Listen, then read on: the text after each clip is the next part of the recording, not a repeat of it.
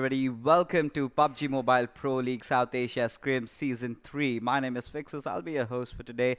And, well, it's been quite a storyline building up. 2 days have gone by and DRS Gaming still managed to hold that top position. But today, they might just be tussled over. But we will get along with the conversation. But before that, allow me to introduce you to my co-caster and my co-analyst. That's going to be Ocean Sharma. So, Ocean, the first map standing off in Erangel. What are your speculations?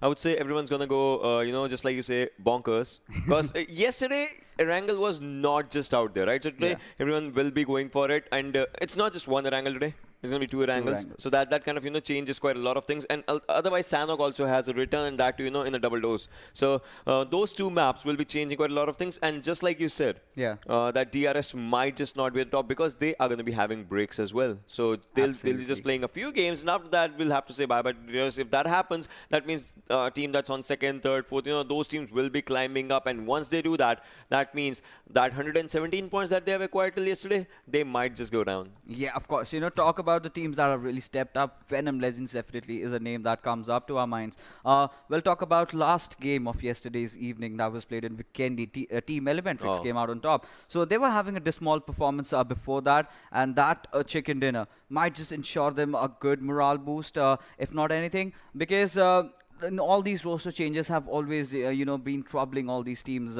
during the crucial phases. But before that, let's take a look at the prize pool that we have around here. $4,000 are going to be distributed over the course of the 5 days that we have. And the first position gets $2,500. The second position getting $1,000. And the third position getting $500. That's quite some money on the line. But more than the money, it's all about the practice. It's all about executing your strats, what you are planning for the PUBG Mobile Pro League. Anything can go wrong. Just so whatever that you feel that might go wrong, work on it. What are the mistakes you've made? Because 2 days have already gone by. I believe the teams have had enough time to analyze, and we have to see if they have actually utilized their times researching regarding the different teams, because we have seen a lot of drop clashes. Talk about drop clashes in Erangel itself, in Ruzok. We have a fight between R3D and DEADEYES right off the bat. And it has been happening for 2 times in a row. Now, these two teams need to figure out where they drop, what are they doing, what are their approaches going to be. Are they going to change things around? Is some team going towards the school or apartment areas? Because a lot of areas are wide open. So you have that map feed coming in for you. You just jot down the important points. But before that, let's take a look at the point distribution table. That's completely new this time around. That's completely new, just like you said. First position gets you 15, then second gets you 12, then 10, 8, 6, 4, 2, 1 gets you from 8 to 12, and 13 to 16 gets you 0. Previously, what used to happen is, if you're talking about it, 20 points will be used out there for the first position. Then now it has been changed to 15. That just, creates a lot of difference. Plus, as I was, just trying to talk to all these players, and I was trying to get to the insights, 1 kill, 1 point, that there is. But players were saying one thing, and that is, now kills have a higher priority. No doubt, you get eliminated. Previously, you used to get 1 point, at least on 13 to 16. But now, once you go down on 13 to 16, you understand that there is a big void of no kills, no points for one game. I mean, you have to wait 30 plus minutes for the next game to start. Yes. Plus, you have to re-strategize everything. That what happened wrong that you have 0, nil for this game. I mean, there will always be, in no matter whatever game it is, whatever the map it is, whichever team it is. There will always be one or two teams. Three teams, in fact, that will get that 0 position points. It's certainly, it comes down to maybe bad positioning.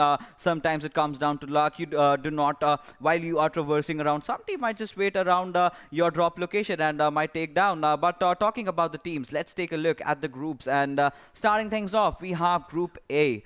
We have Code Zero, High Voltage, Stalwart Esports, FutureStation, and R3D Esports. Yes, Group A is looking really good. As we know, High Voltage had an amazing day yesterday. Group B consists of T2K, SG, PAINxELMT, Inertia Esports, and Venom Legends. Venom Legends is another good team that has, really stepped up. INES is something that I'm worried about. PAINxELMT, first day pretty good. Second day quite a bit, ups and downs. Group C has Team Bablu, one of the biggest names. VTNxJyanMaara as well. A1 Esports and DEADEYES, guys. So that means all 3 names are really, really big in their groups, in their regions. Group D, Abrupt Slayers, Assiduous Esports, DRS Gaming, and 247.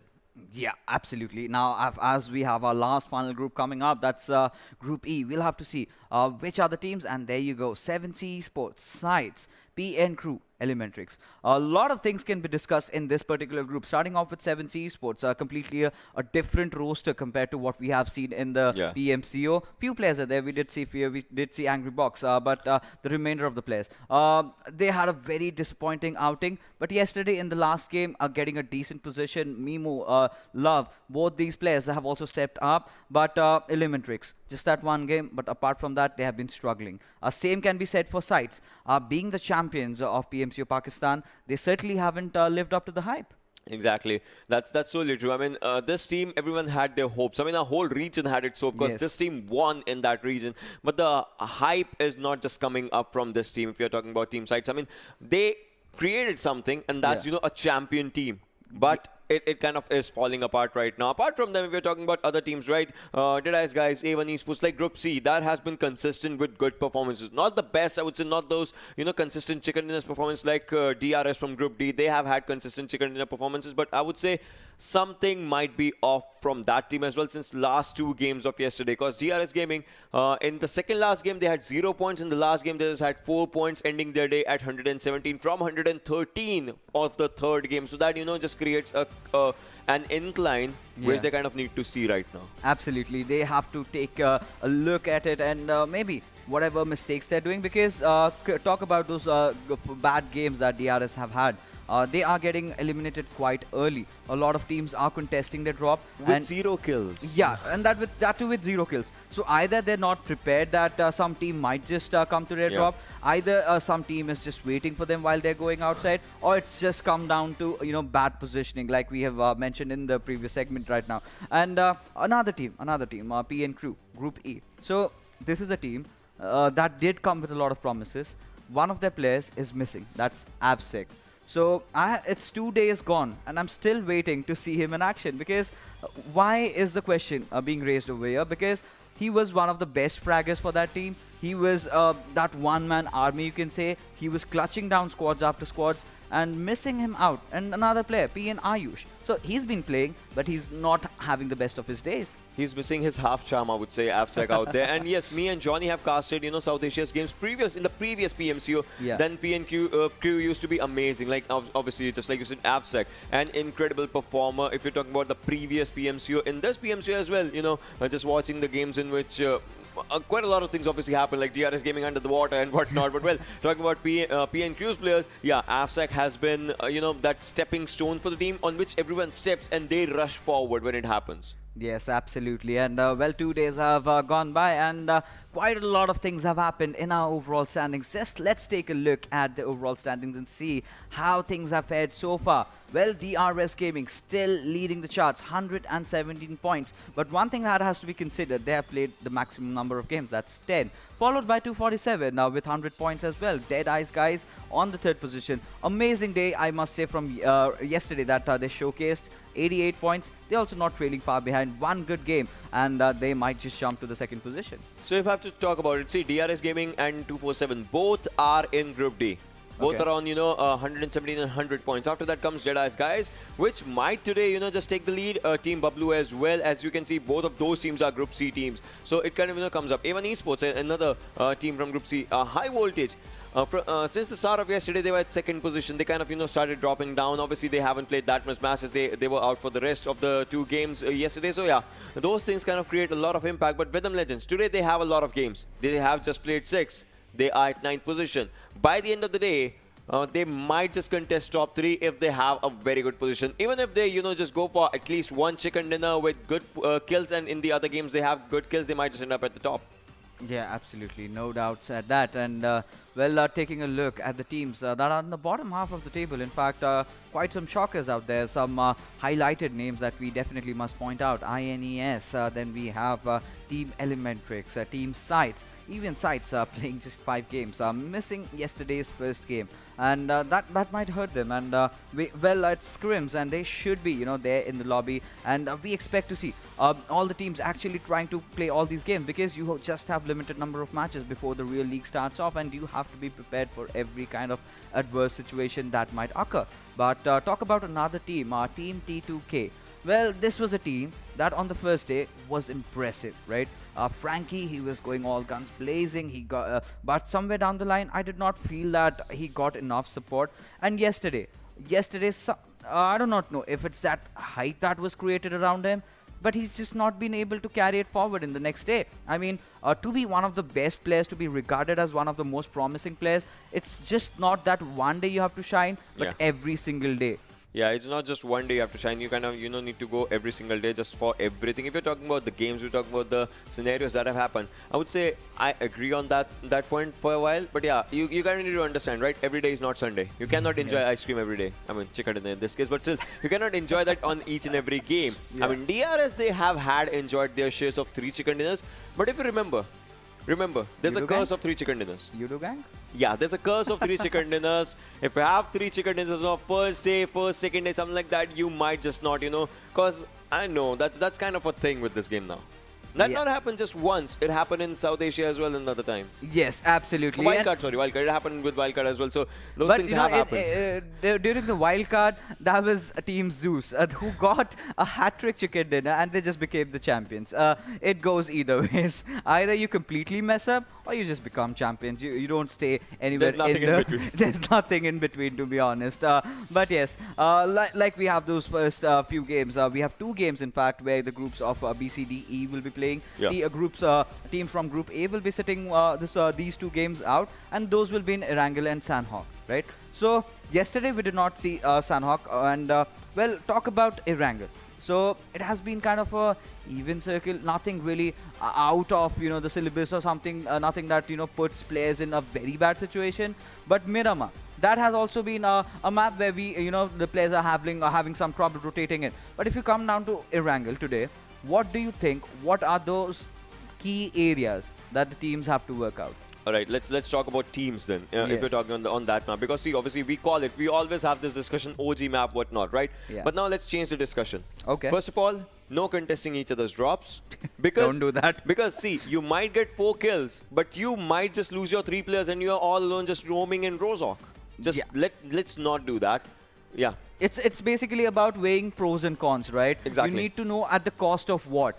You might take 4 kills, but when you drop down, you do not know what weapons you have for yourself.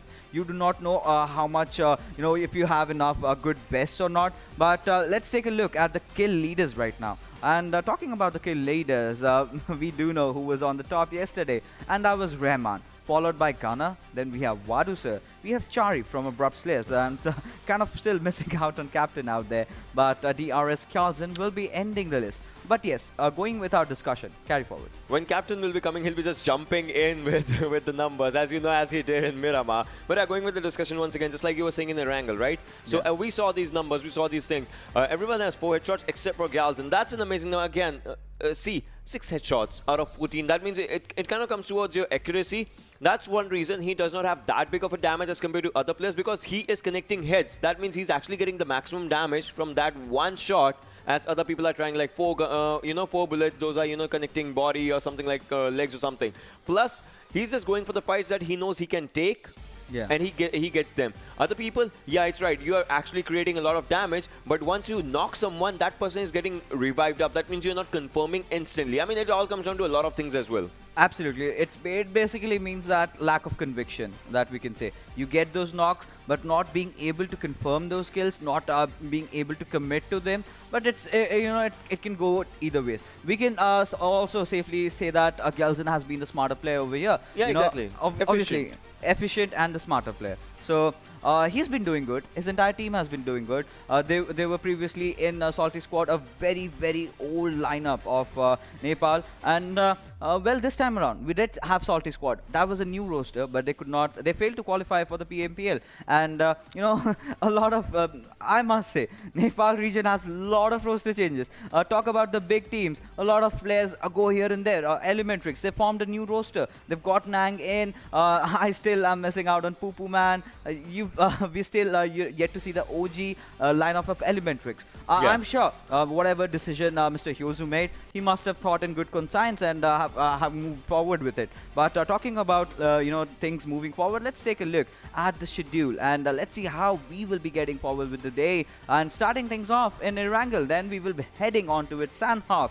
On the third map, we have Vikendi for you. On the fourth, we have Erangel, and we will be ending things in Sanhok. Yeah, and just like you were having that Erangel discussion, yes, let's just come back to that one because I had a few points in my mind as well. So 2 Erangels, right? Yeah. Today also the first Erangel and second Erangel will have a lot of different things, starting from the circle and flight path, obviously. Yeah. But there's one thing that kind of remains, and that's, alright, some players, some teams might change their drop location, not everyone will. Obviously, not everyone's going to do that. Yeah. So Team Bablu, suppose they go to the northern side of Georgopol, from there the circle goes to the military base island, then there are quite a few things as well that these teams have to see. That's, where they will, how many minutes will it take for them to start the first rotation? Because first rotation is the critical one, because it actually ensures, if you're not inside the circle, it ensures your, firm solidarity inside the circle. It ensures your foot is actually in the playing area.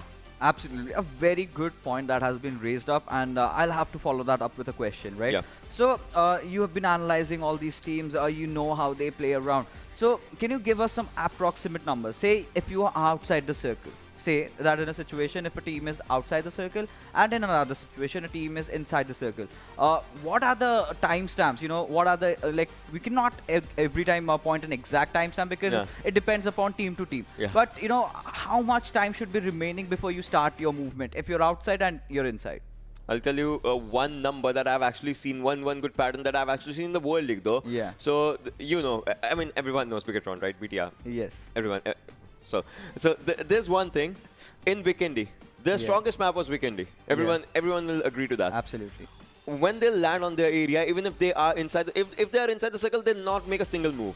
Okay. That used to happen. But if they are against the circle or something, 1 minute 30 seconds. The first 1 minute 30 seconds dot. Because suppose if your team has a dedicated sniper, if it does not get a sniper, it does not get an M24 or a Kar98. If someone else gets an M24 or a Kar98 or some other area, the person at least knows how to use it. First, get inside the circle. First, circle is the priority. Then you exchange stuff. If I have an M4, if Fixers likes AKM, and I have an AKM, I'll get inside the circle, then we'll exchange stuff. That's how it is. Because, see, even if I have an AKM, and if you love it, I at least know how to use it, right? Absolutely. Teamwork makes the dream work, as they call it, and sharing is caring. Social distancing, yeah. You still touched it.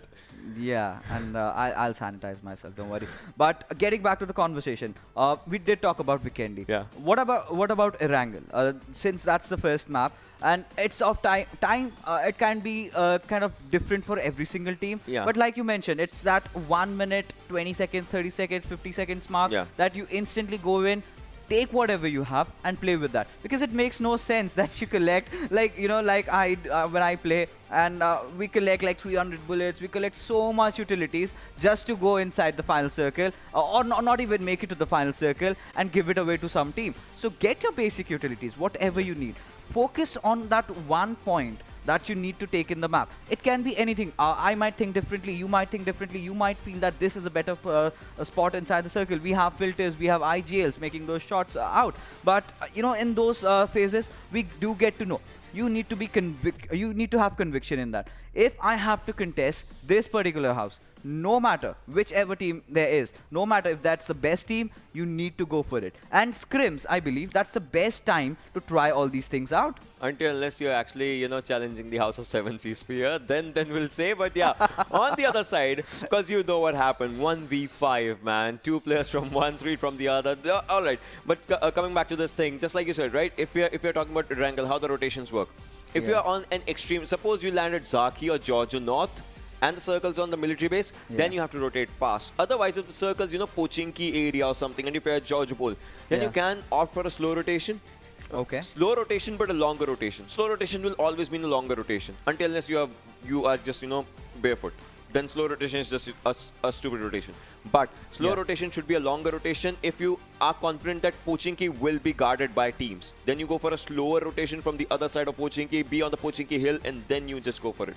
Absolutely. And any single moment, the match might just start in. And let's just head into that first Nordic map of Erangel and see what are the teams up to right now. Discussing about the map per se. So, this is Erangel 2.0.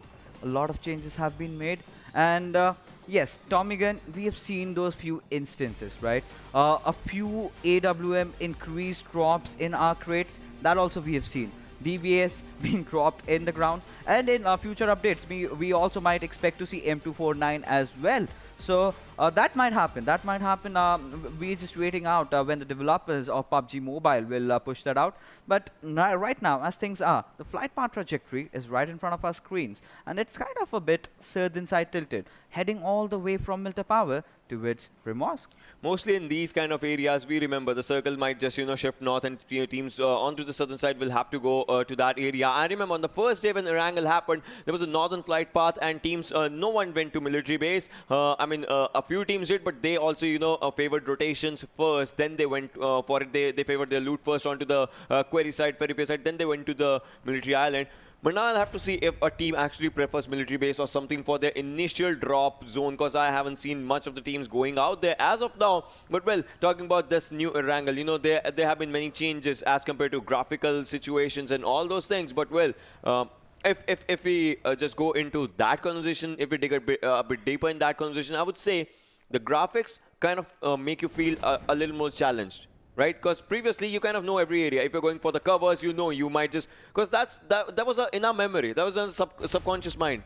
Yes, and this comes to the discussion that those small changes, those small tweaks, because on an overview, it looks like the plain old Erangel. But once you go into the depths of it, that's where you realize that the riches are left and right, here and there, a bit changed, and it might just be that cause for your death. But talking about people dying, a lot of people might die while they will be rotating, because the circle has been formed all the way up north. Just like we were saying, right? If the flight paths from the southern side, the circle goes north, and that's what it is. It's a pattern. It's a pattern. But now look at this thing. George Pole's area currently completely empty. So it all comes down to that thing as well, when will the players go there? But well, southern side is where I was seeing some teams, that was T2K and ElementriX. They will be fighting onto the military base island. If we're talking about 7C, alright, so an early fight, early contestation might just come up in this area of Pochinki, the new Pochinki, in the new Erangel, and a new fight, because it's a new day. PAINxELMT versus 7C is something that's going to be happening. But before that, the most important thing is you need to focus on your loot, because without that, you might just be punching. Yeah, absolutely. With that being said, Mimo, he's already going in for the flank, will want to try to lurk the enemies out towards his direction, and the players might just, push on each other. But Pochinki, the fights are very tricky. You need to be very, very well versed with the terrains, with the houses, the compounds inside it. Because one small mistake, one gap that you have you did not pay attention to, someone might just be there in the corner and will take you down. But by the looks of it, what 7C is actually trying to do is they're completely rotating from the left side, which in turn does not give them enough map control. I thought that the players will kind of spread out, then just claw in the players of PAINxELMT. Both the teams, I must say, have taken very, very wrong drops in Pochinki. Yeah, they have actually. I would say as 7C, you can see they are kind of split up. Like 3-1 split is a good split, but your one player is on the other side of the road. That means if that person gets knocked out, you might have to leave him behind. Otherwise, if that person finds an opening, then you need to actually cross this road and then get that chicken. And I mean, that's quite an important thing. But well, as you can see, Mimo is on the other side of the area, and he might just spot one player of PAINxELMT. And if it is Jimmy or something, it might just be a bad situation for PAINxELMT as well, because the players of team PAINxELMT are also split up in every player being in a different compound. Fear is quite onto the backside of Mimo, might just give him a bit of a cover in order to cross the road or something. Plus, if the things go south, they might just take up a vehicle from the garage and just run away. Those things might just happen. Those things might just come up. We'll have to see how it just goes. But before that, both the teams, it's a standstill. Exactly, a stalemate, something that we do not like, because you dropped in. This is the time where you should be looting. Well, now they're more bothered about watching their corners. They've just got those basic loot, and Yeah, they do definitely have the blessings of the circles. They Oh. certainly can take the fight. But there you go. Mimo has already been spotted out, and he has also spotted quite a few players. This is where I expect the rotations to be coming in from the players of 7Cs, and that is exactly what they've done. So now what they can do is try to get on some buildings, take those rooftops and watch those corners, watch those angles, and get that one knock, and then just drop a few grenades, and then it's an easy push. So they've done things right up until now. They've messed things up in the start, but now they're fixing it. And now if they do it in a proper style, I think PAINxELMT might just get instantly wiped out. That's totally true. Fear previously had an AKM, now he switched to Beryl. That means he already has 60 bullets at least. Does not have a backpack. That means he'll have to use those 60 bullets plus 40 extra bullets that he has in his extended mag of Beryl. Quite wisely, Fear is on a good side, but Jimmy is actually in a bit of trouble as he has players onto his underside, and he might just take one down. Has 40 bullets. Jimmy has been spotted. Everyone knows where Jimmy is. I mean, Mimo might have given that cover up, but then the grenades, is that a smoke? Is that a nade? We will be finding out what's going to be happening right now as they are moving up forward. That was a good smoke coming up from Fear, and now the movement comes in. Jimmy, he crossed the road, but will it be a bad situation? I mean, Jimmy is on the top right now. He needs to see the players if they are coming forward. Might just take up a good TPP, might just have those footsteps, might just go for it. But Fear and Mimo, they are just sitting out there. Good grenade coming up from Mimo onto the other side. Dark goes down, another grenade from Love. Sent out there, takes down Jimmy. I mean, this time, this is looking really good for 7Cs. And when it's 7Cs, they always face their fears. Yeah, absolutely. And this is what I said. This is what I was talking about. Create those angles. And they absolutely did that. Jimmy is not going to survive. But Rohan, he did this thing right. He did this thing right. But his teammates falling down kind of, created that void. That now if he takes a shot from over here, he'll be taken down really bad. But talk about Mimo. He's got yet another knock for himself. Dark has fallen down. Now it all comes down to Envy. He has got to hold his entire guards up. But Rohan did try to take those shots, but him missing out. Had he taken Smokey over there, that could have meant some kind of trouble for 7C, because Envy could have just pushed in because the remainder of the players were on the other side. Now they've been given so much room, and Smokey comes in, takes down Envy, and now PAINxELMT again falling down to their miseries. Just that last player, Rohan, surviving, and he has to make a run for his life. This is actually a bad situation for this team now, if we're talking about it. See, they started this fight. I mean, 7C's Mimo was the first one who actually got hit. But then they fought back, and they fought back really good. Now, on the other side, Khan is also trying to get some kills or knocks for himself. But look at this. INES are pretty close with the players, and they will be taking one down. No. Joker takes down one, but Joker, low on HP, goes down easy by Tier. And this will be a good one, but he has to save his teammate. Can he do that? No. That looks like a bad decision. Go and close the door, and now a revival will be a good one, as they need to save this player. Plus, they need to take up a retaliation fire against ASL, Abrupt Slayers. They were actually really good on the first day. Yeah. Second day, quite not that good of a performance. But now, let's see what the third day has in for their stores. Yeah, absolutely. We certainly have to see that. Abrupt Slayers, they're in their own happy, safe compounds. They do not have anything to worry about. But we see quite some But they movement, lost one player, so that also creates a bit of a... Yeah, that creates a bit of a void, and it all comes down, that player was trying to loot, that player was trying to, rotate around, find some compound, find that missing attachment, perhaps. But now he's just lost his life, Who knew that a compensator or a vertical grip or maybe a first hit Maybe he went there for kills? Against a whole squad.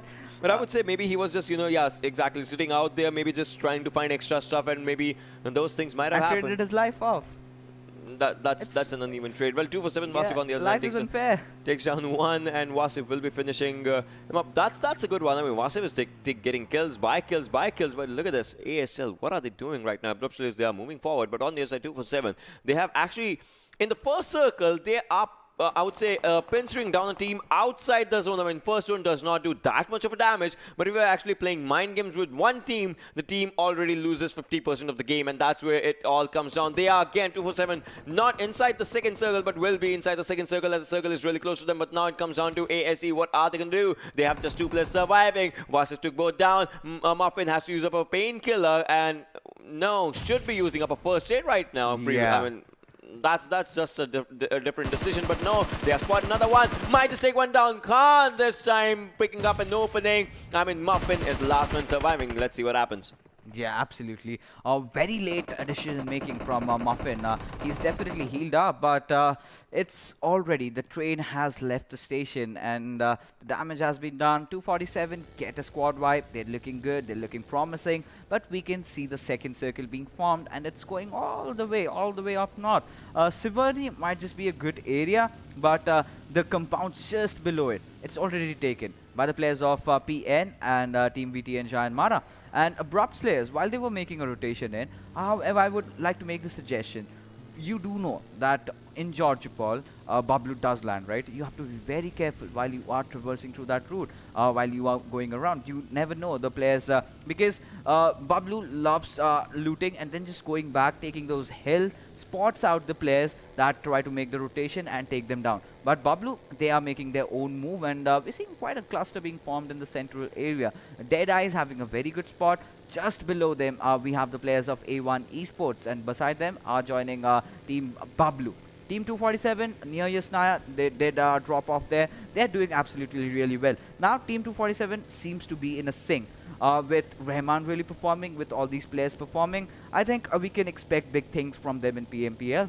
We can expect really good things from them in PMPL. But now MK coming up in this airdrop, and that was just taken and just taken away with the ghillie suit as well. Yeah, I hope he did that because yeah, of course. Now okay, so he comes down. His teammate might just take those ammos or maybe the level 3 backpack or whatever on earth he wants, right? But talk about train to kill. This is a team that I have to be looking out for. Was that a fluke that happened in the first day? Or are they actually that good? Are they going to live up to their name? Are they actually trained to kill? The answers definitely we will kind of figure out in those in the 5 days that we have to see them have to make our early speculations before the league. Well, you love MK, right? Yes. I would tell you one thing now. In the recent update, one thing changed with guns. Some things changed with a few guns as well. I mean, MK, it did not lose that much of a thing. I mean, previously MK used to have 62 damage. Yeah. Now it has down to 61. I mean, that's a minute detail.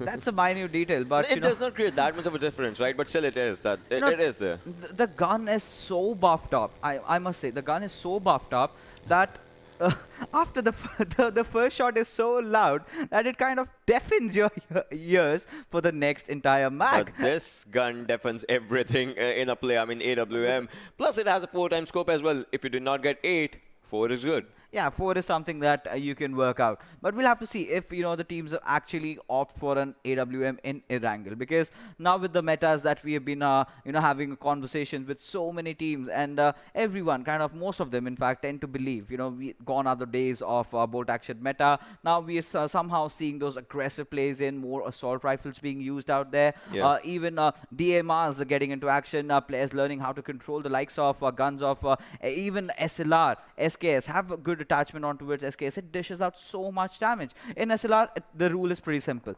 Have a headshot on the first shot and then a body. The player gets down. And talking about players, falling down, we have the players of VTNxJyanMaara in a bit of a pickle as one of the player goes down over there. I just hope they recover really well from that. 247 making a very, very good rotation all the way from the eastern side from Yasnaya towards the way of Siverny. Now the circle has somewhere shifted down just on the southern side of shooting range. That area has a lot of hill advantage, a lot of ridges, small covers. It's a perfect, testing grounds as to how the teams are going to perform. The best rotation I would say was made by Team Bablu as well. See, they have a really open spot for themselves. I mean, it's as open as for letting them to see every area, but not as open, if someone takes one player down, they rush on them. So they'll be having, a few ridges. Plus, the new Erangel 2.0 quite has added a few ridges, which might be unwanted for someone who might need to get a knock, but will be wanted for someone who needs to save themselves. I mean, so Team Bablu will be having a good area for themselves. Right now, we have VTNxJyanMaara on our screens, and previously, I would say in previous PMCOs and all those things, PMPLs, they've had a really good performance for themselves. They made a name for themselves, which actually outshines for them. We are talking about it right now. T2K, SG, these players have also done impressive work for themselves, but right now, they are just, I would say, Okay, we get that. We get what They they're need trying. to. They have seen those players, but they're like, taking we vision. need to stay in cover and we need to take them down. Yeah, that's completely a good strat. If you can get above the vehicle and spot out the players, because the less you reduce, the less you show off yourself, the less chances are that someone might spot you down and kill you. But Team Bablu, they've got a very good compound for themselves. Yeah. They've got a squad house to play around. But at the same time, Abrupt Slayers, 3 players sticking onto one position, having no one watching their backs. I thought Nova X would be looking at the back lines, but he's certainly not doing that. And some team, if they just, passing by, they spot down 3 enemies that they can spot out, they'll just instantly decimate them. And all blames will definitely go on towards these players not looking to different directions, because you already have one player. Now, all 3 are looking behind. So this is what you should not do. Have one player looking straight, have one player looking to the left, have one player looking to the right, have one player look behind. How difficult is that? I mean, that's Team Bablu, I would say, used to do in the previous PMCOs and all those. Because me and Johnny, we still remember when we were casting their first day in the first ever PMCO. And what they did is, these guys will take one hill in Miramar, and 4 guys are taking 4 individual fights in 4 individual directions. Basically, BTR and RQ combined. Yeah, that thing is what they do. Plus, they have AUG for themselves, the luxury weapon coming for these people, alongside if they have DMRs.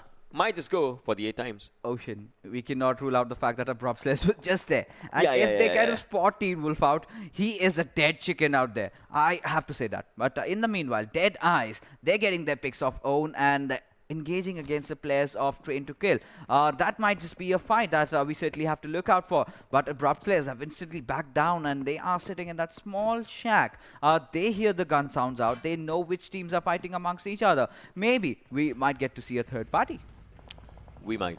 That's totally true. But now, have a look at one thing. The next circle, the next zone, as you can see, it has shifted down. Plus, it has a bit of a Rozhok in, a slight taste of Rozhok as well, where PAINxELMT's final survivor is. Right, so that one player started from Pochinki, is on to the, I would say, the riverside of Rozhok, and that riverside will be a crucial one, because once the circle, if it goes up, then teams will be like, yeah, we have to focus on Northern Island. But if the circle goes down again, then it will be a bit of a problem. Yeah, absolutely. But right now, blah, blah, blah will be entering in and takes down a booth. What on earth was Abu doing out there? Well, blah, blah, blah did have that Uzi, so he can really use that to his advantage. But Razur, oh my goodness, he's in a whole world of trouble right now. Blah, blah, blah, having spotted him out. They would just push in and finish him off. And there you go. At 0 points. Eliminated at the 15th position are your champions of the Pakistani PMCO. That elimination, kind of just takes questions again, just raises the questions again. As we were saying previously, the same thing kind of coming up right now, but let's see what happens as Sandesh is trying to take one player down. That was Rahman, and Rahman has been spotted. No, get inside the cover. That's too late, because you are not going to need the revival as well. But now I think PN Crew wants to rush in, and that's one thing they are doing. The players are moving forward, but no, they are making good covers for themselves. That's a really good decision. But now this player will be finished up, because that's not the Rahman we know. I mean, look at this. This person, he went out. I mean, I would say, had he stayed there, he would have had a revival. Either ways. I thought he'll just get down, just get beside the behind the tree. He was rather more in the open, and he must thank his stars. He must thank his teammate that he just came in the right nick of time. Had there been one more bullet, he would have been taken down. But talk about players going down. Ghana falls down over here as VTNxJyanMaara, Samir. He still survives, and he's just that one player over there. Frankie definitely has got his eyes on towards him, and this is the perfect time to push in together. Nobita, why did he have to prod? Just not get that confirmation on towards him. Yes, Samir goes down. Frankie, obviously over there, but now he has to, place a smoke before going for that revive, because gunshots are there. There is a certain team, and that is the last player of VTNxJyanMaara. That is Extreme. If he spots him down from the backlines, could have easily taken him down. But Train to Kill, still somehow they managed to survive with just one player being lost out there. And there you go. The next circle comes in, and it's just on the northern side of Rozhok, and Abrupt Slayers are looking really good. Yeah, looking really, really good. We're talking about, but look at this right now. Another elimination coming up on top. DRS. Yeah, exactly. And this is what it is. I mean, now I'm not even surprised. Just like I said, the curse of three. You know, that's what it is. The thing.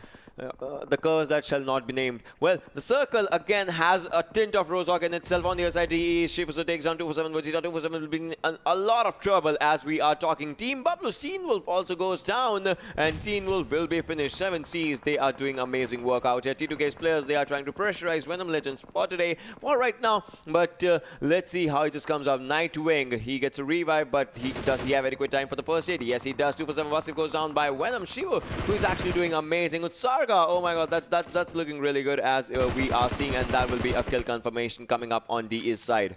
Yeah, absolutely. Deadeyes are looking really, really promising since the outing yesterday. But Venom Legends, they have closed in. This one grenade from Utsarga might change things up. He might just get 2 kills over there, maybe 3. 2 grenades being lobbed into thin air. And well, Shuva, oh, it actually connects. And Shifu taking down Shuva. And from a different angle, in fact. But Detron, he will try to instantly smoke him down and revive his teammate. In the meanwhile, Extreme goes down towards Frankie. And there goes VTNxJyanMaara. But Shuva getting eliminated as the guns are the shots are coming from every different direction that they can potentially imagine. Abrupt Slayers also might chime in into the fight any single moment, but Venom Legends, they are in a bit of a pickle over there. Rafat going out, Nightwing and Detron, both the players survive. They have to revive their fallen teammate, but down goes Team Bablu, courtesy to that amazing nade coming in from Smokey, entirely just blowing up the whole squad. Well, he did blow up the whole squad right now, but as we are progressing forward, 5th circle is going to be closing in as of now, and the circle still has to move north as we are speaking. Let's see what happens as Sir is out here. The team has 4 kills. Shifu Sir, he needs to pop up a first aid right now. 7C's players, they might be in a bit of a pickle as one of them falls down, as you can see has been taken down by A1 Esports' 6-9. Well, right now, 7C, I must say that I'm really impressed with the way they have picked themselves up after the first day's performance. And there you go. One more knock coming up on Sinister. 6-9 and Dante are making that death push, but Smokey somehow is fending off that push again. Since that 6-9 making a very good maneuver out there, and A1 Esports will manage to eliminate 7C Esports. But 10 kills is what they've gotten for themselves. A very good outing, I must say. But Utsarga, he will also be taking down the players of Venom Legends. And well, Deadeyes, this is a very, very promising squad. They have stuck onto each other.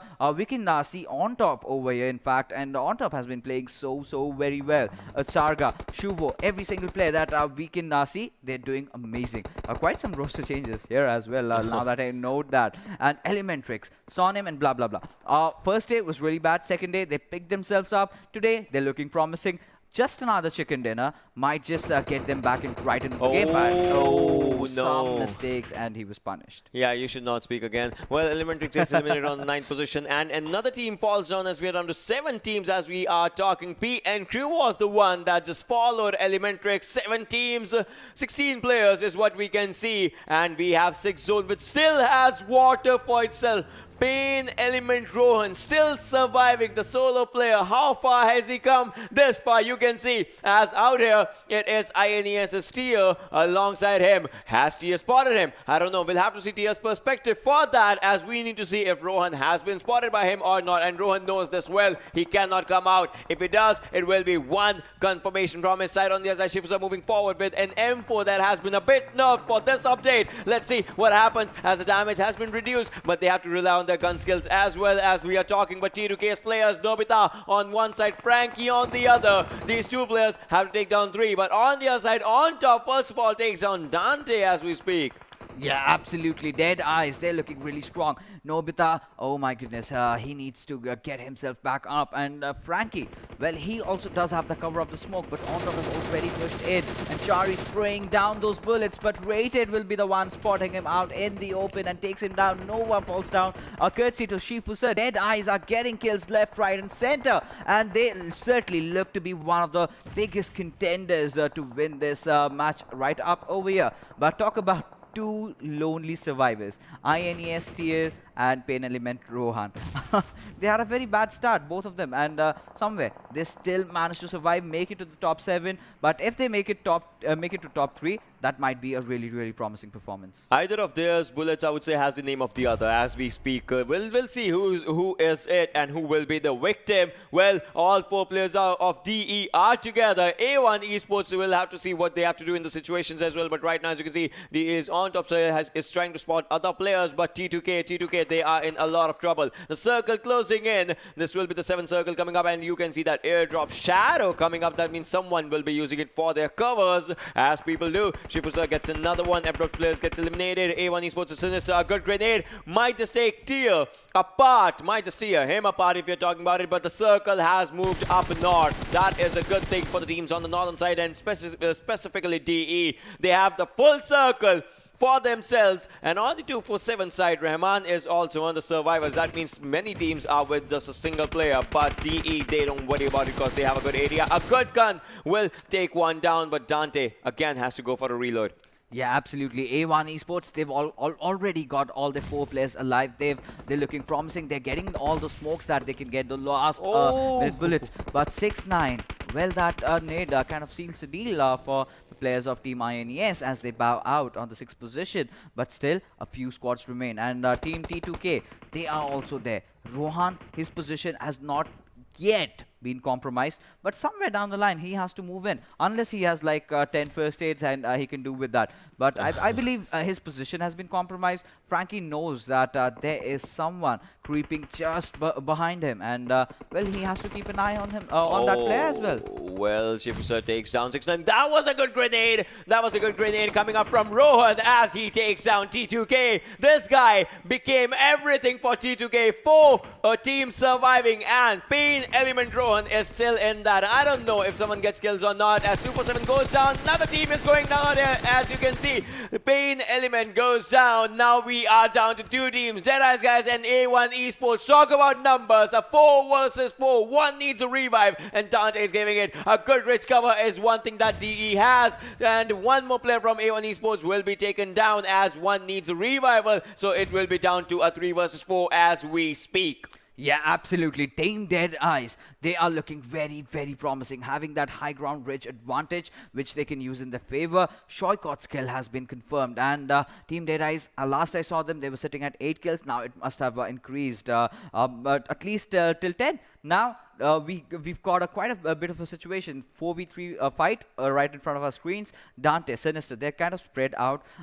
They're still inside the circle, but for how long? Because there will be a moment, either the players of DEADEYES, if the circle kind of shifts away from them, they can easily bait out one player. But the nade going in there from Raider Sir will be taking out Dante, and they instantly want to confirm that kill into their names. But Sinister and 6-9, they are the last players surviving. And well, I think it's not for too long, because Sinister goes down. It all comes down to 6-9. Can he clutch it, or is he gonna fall as well? Well, he falls. No, he does not. Now he does, as the nade parade started everything. And now A1 Esports ending on the 2nd position, and we have a chicken dinner on the names of DEADEYES guys. This was amazing.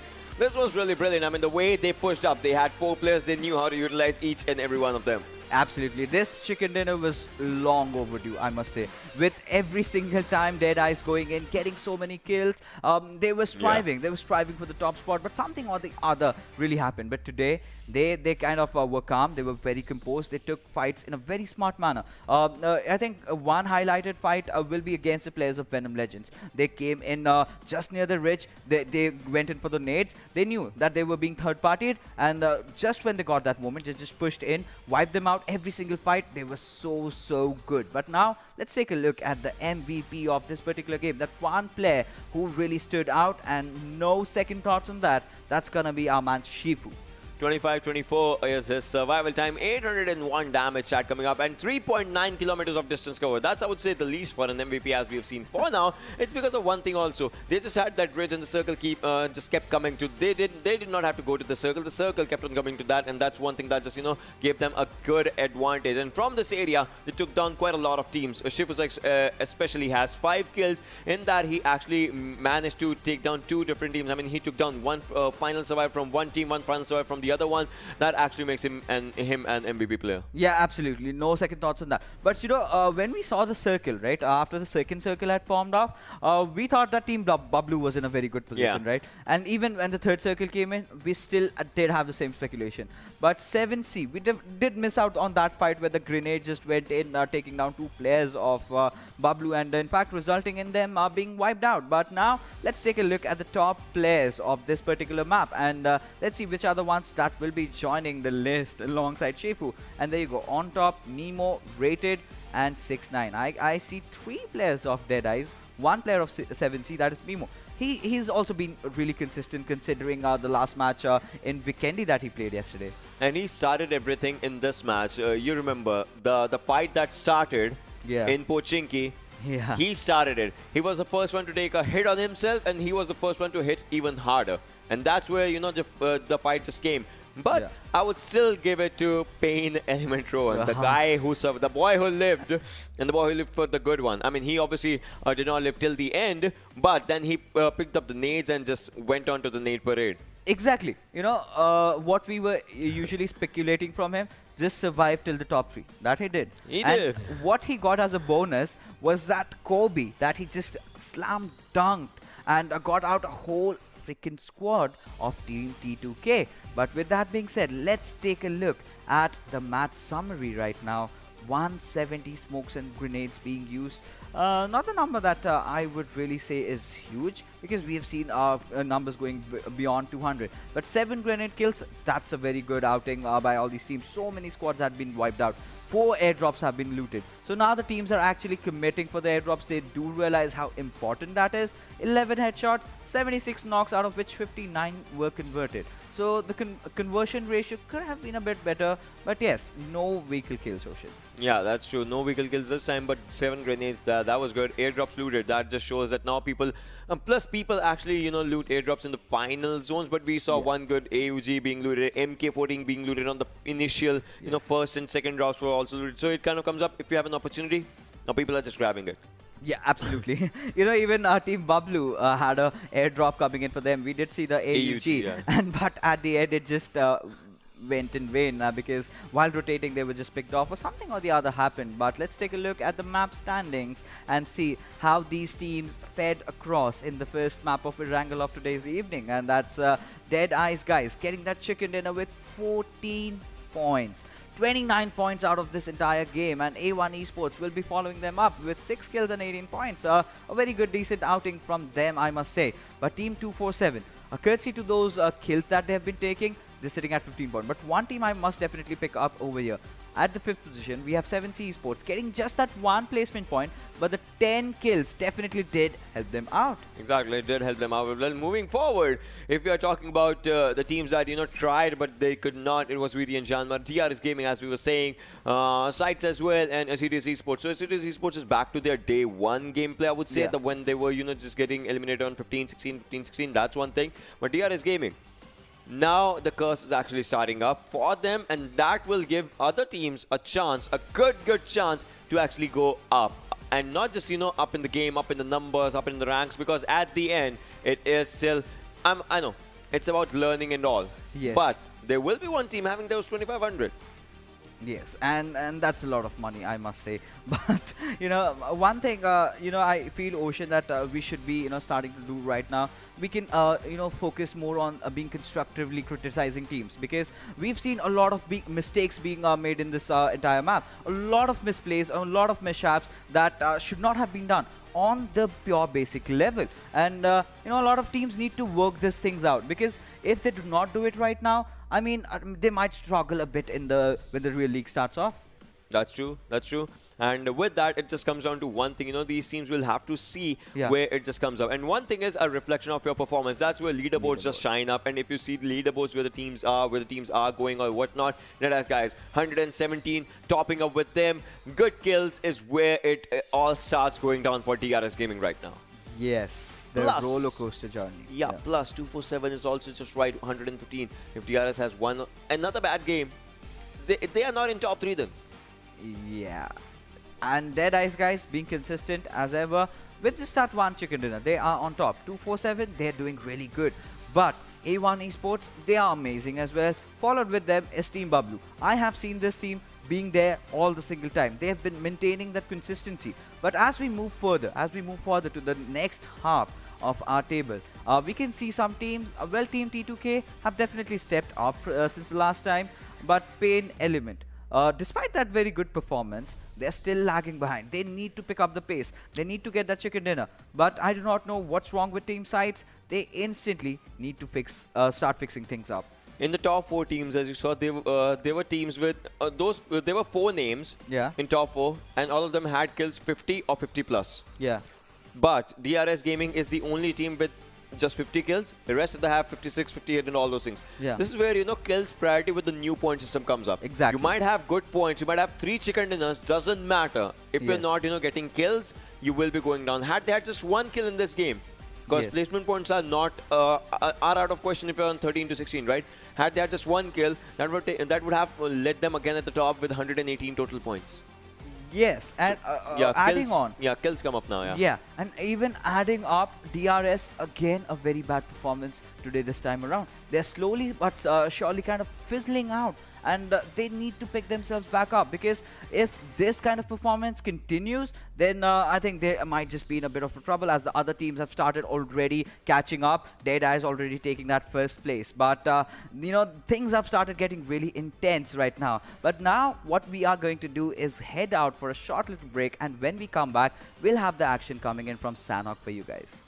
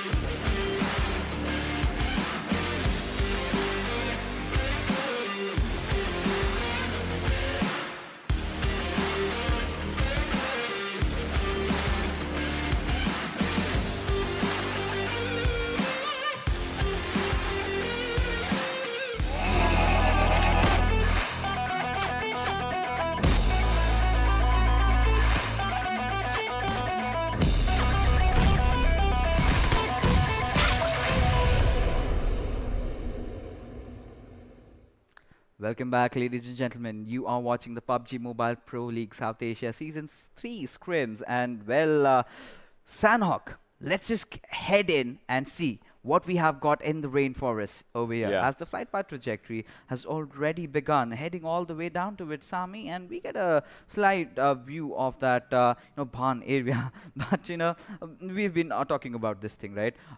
one thing that really comes up when we are playing Sanhok is the boot camp fight. Yesterday, I think it was day before, right, when we had that map of Sanhok where DRS was just above there, and they did not even have to move. That one grenade kind of secured that chicken dinner. But regardless, team sites had dropped off over there. They were having a really, really tough time, and that is where we did, suggest that team sites kind of takes an entire control of those outlined, compounds in boot camp. Let's see what they have got in store for us today, because quite a few squads love dropping down there. We also have the players of Abrupt Slayers dropping on those outward warehouses. But talk about the circle. It's somewhere going around ruins. I must say, 30 or 40% of this entire circle is in the waters. Yeah, but still, the topmost of the ruin area, the open area around ruins is going to be an important one in this one as we're talking. Well, 7C's Hungry Box, as you can see, is onto the Sami side. That's where 7C is. That means, as you can see, the southern side is mostly empty, apart from that's the fact that 7C is there. T2K is a Frankie.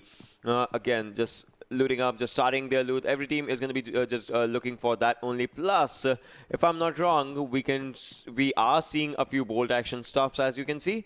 But we'll have to see how it just, comes into the utilization. I mean, maybe he's just picked up whatever he got. Just for the starters, yeah. Yeah, it's those appetizers. He has got to work out with something, But, one thing I really appreciate today that the teams have done, they've spread out across the map. Because yesterday, we've, I think, casted around like 2 Sanhoks so far. And in both the occasions, all the teams were kind of going towards the northwestern area. And they did realize after that they're not getting any kind of outcome from it, in fact, I'm sorry. But, that's the thing. Now, since they've spread out, you've got an even chance to get inside the circles. So that's a very good thing. DEADEYES are still sticking on to its northwest, western side of Haten. And now they have to choose which route they have to go. Either they go from the southern side, they'll have to face off 247. If they go from the eastern side, they'll have to face VTNxJyanMaara. And if they try to stay in the same island, they might go against PN. So anyways, either ways, they're in a bit of trouble. Unless and until they take the waterways and go all the way down towards maybe Nakam. Either ways, anyways, there's one team not here. So, it just goes with a few things as well. As we are talking for the numbers and whatnots, with the things. And onto the ruin side, as you can see, 247's Wasif is just trying to spot the players and whatnot. And if he spots one, that will be a very, very, a good decision, because obviously you need those skills for the starters. So yeah, it will be obviously a change in the pace for the team. As 247, they did amazing in the previous game, but now they need to do even better. Yeah, absolutely. This is a team I have got no complaints with so far. They've been doing things right, sitting in the top 3. That's a good outing. But finally, sites have started firing in all cylinders. Ghost getting that first knock. A very, very promising start for team sites. But what is of absolute essence? You have to maintain it. Yeah, you have to maintain it if you're talking about it. But well, for now, you need to maintain, you need to go forward and everything. So those things kind of, just come up with the calculations, miscalculations, whatever happens, rotations. But I don't think so. This team has to look out for the rotations, because they are inside the zone. ElementriX as well as 247, but then they'll have to contest each other on the other side. Sides, again, the winning team from Pakistan region is kind of falling apart, and this time it's going to be Abrupt Slayers who are actually slaying the competition abruptly. Yeah, and this was supposed to happen, because Abrupt Slayers have a lot of movement areas. You've got those low ridges from where you can go down and just rotate around. You are exposed from the backside, but it's all right. Since you are focusing on your enemies up ahead, you know that team sites are gonna come at you. What rotation that Joker made, it's absolutely perfect. What I can expect is that I can see another of his teammates has already gone even more onto the right hand side, and this gives an ample time and opportunity for Nova and Heaven to just push in. Now, for team sites, they need to get back. They need to reset themselves up again. With all those continuous knocks coming out, it's going to be a tough task. But if they properly manage to do, they might just engage back and they might just hit them back harder. They will have to hit them back harder. I mean, plus they need to go for it, but Ghost again goes down. A good grenade by Mr. Yuzu. A bad grenade by Mr. Yuzu takes down Mr. Yuzu. But he has a Nova X. Now he just needs to. Now he has a grenade in his hands. Please use it wisely. please use it on someone else. Oh, but Razor did one. But NovaX, oh my god, we'll have to see now what happens as HeavenX goes down. Sonim, on the other hand, also falls down. But in this situation, I would say one good. Another time, this time, NovaX needs to use it wisely, and I think he did. And yes, he did. Razor goes down. SCYTES again in a lot of trouble. But for ASL, one thing is that they need to, revive HeavenX. NovaX is really, really close to him. But on the back end side, you can see ASL's two players. If someone gets out in the open, they will be spraying from them. And that's a proper boot camp fielding. But no, NovaX, he's getting shot from behind as well. He will have to move forward. He has to take a proper TPP. But HeavenX gets one kill. Now it comes down to NovaX if he can take one down for his own self, as Abud is moving forward and he will be going in for a revive. NovaX, move forward. Move forward. You have one kill out there. Move forward. He's running. No, he's coming back because he knows a revival is much more important. But he is gonna go for that one.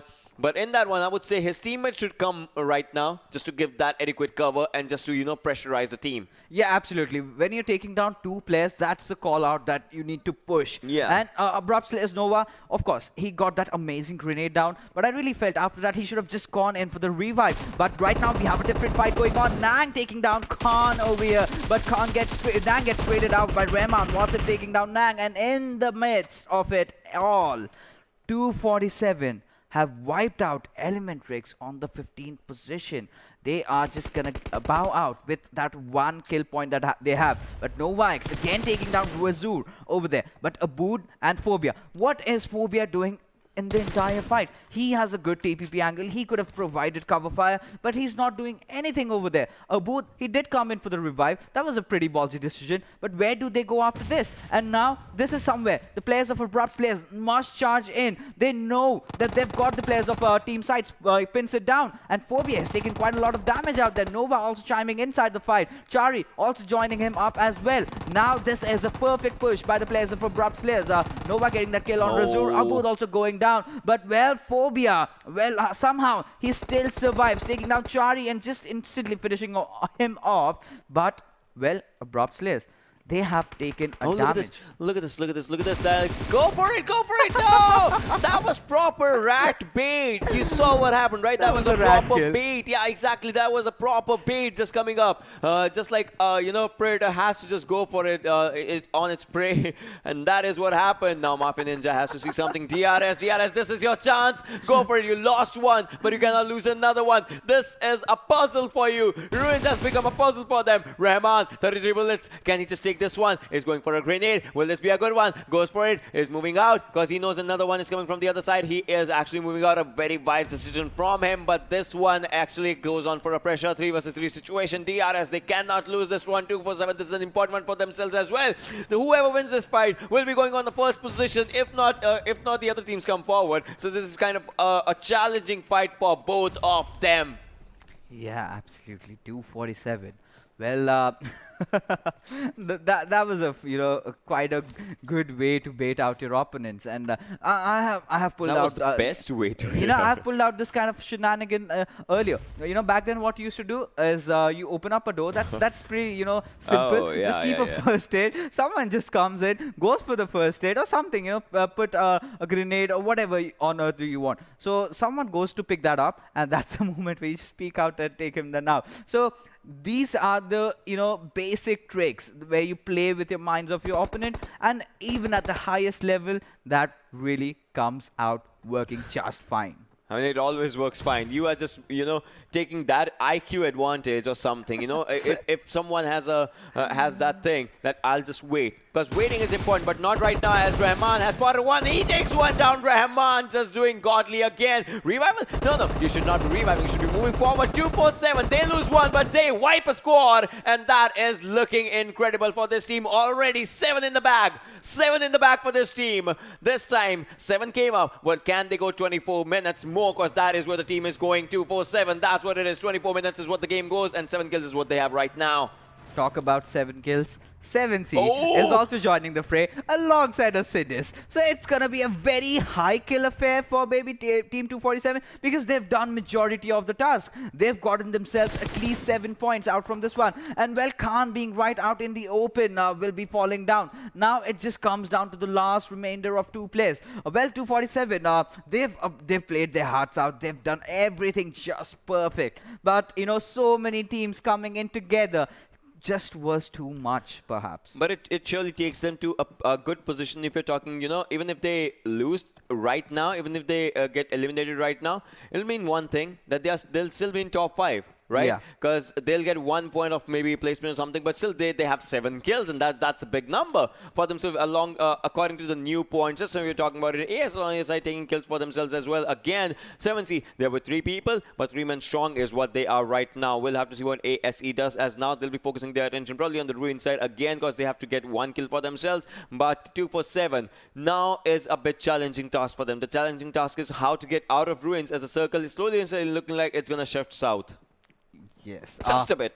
Just a bit. I mean, maybe you're just predicting maybe the bottom side of Painan?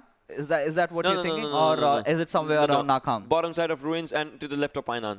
Okay, so the exact place where the players of 7C are, right? ASE-ish direction. Assiduous. All right. But, you know, finally DEADEYES have managed to make that rotation in. That's a very well-timed rotation, I must say. They let all the fights happen, and now, since it's clear, they've taken that route over there. Team Venom Legends, they're also rotating in. Well, PN, they've got quite a task right in front of them. They've got to deal with the players of Abrupt Slayers, who are having quite a run, actually, taking down players after players. But, you know, Abrupt Slayers, they did take that very good fight, but losing out on Chari, that was kind of a bit uncalled for.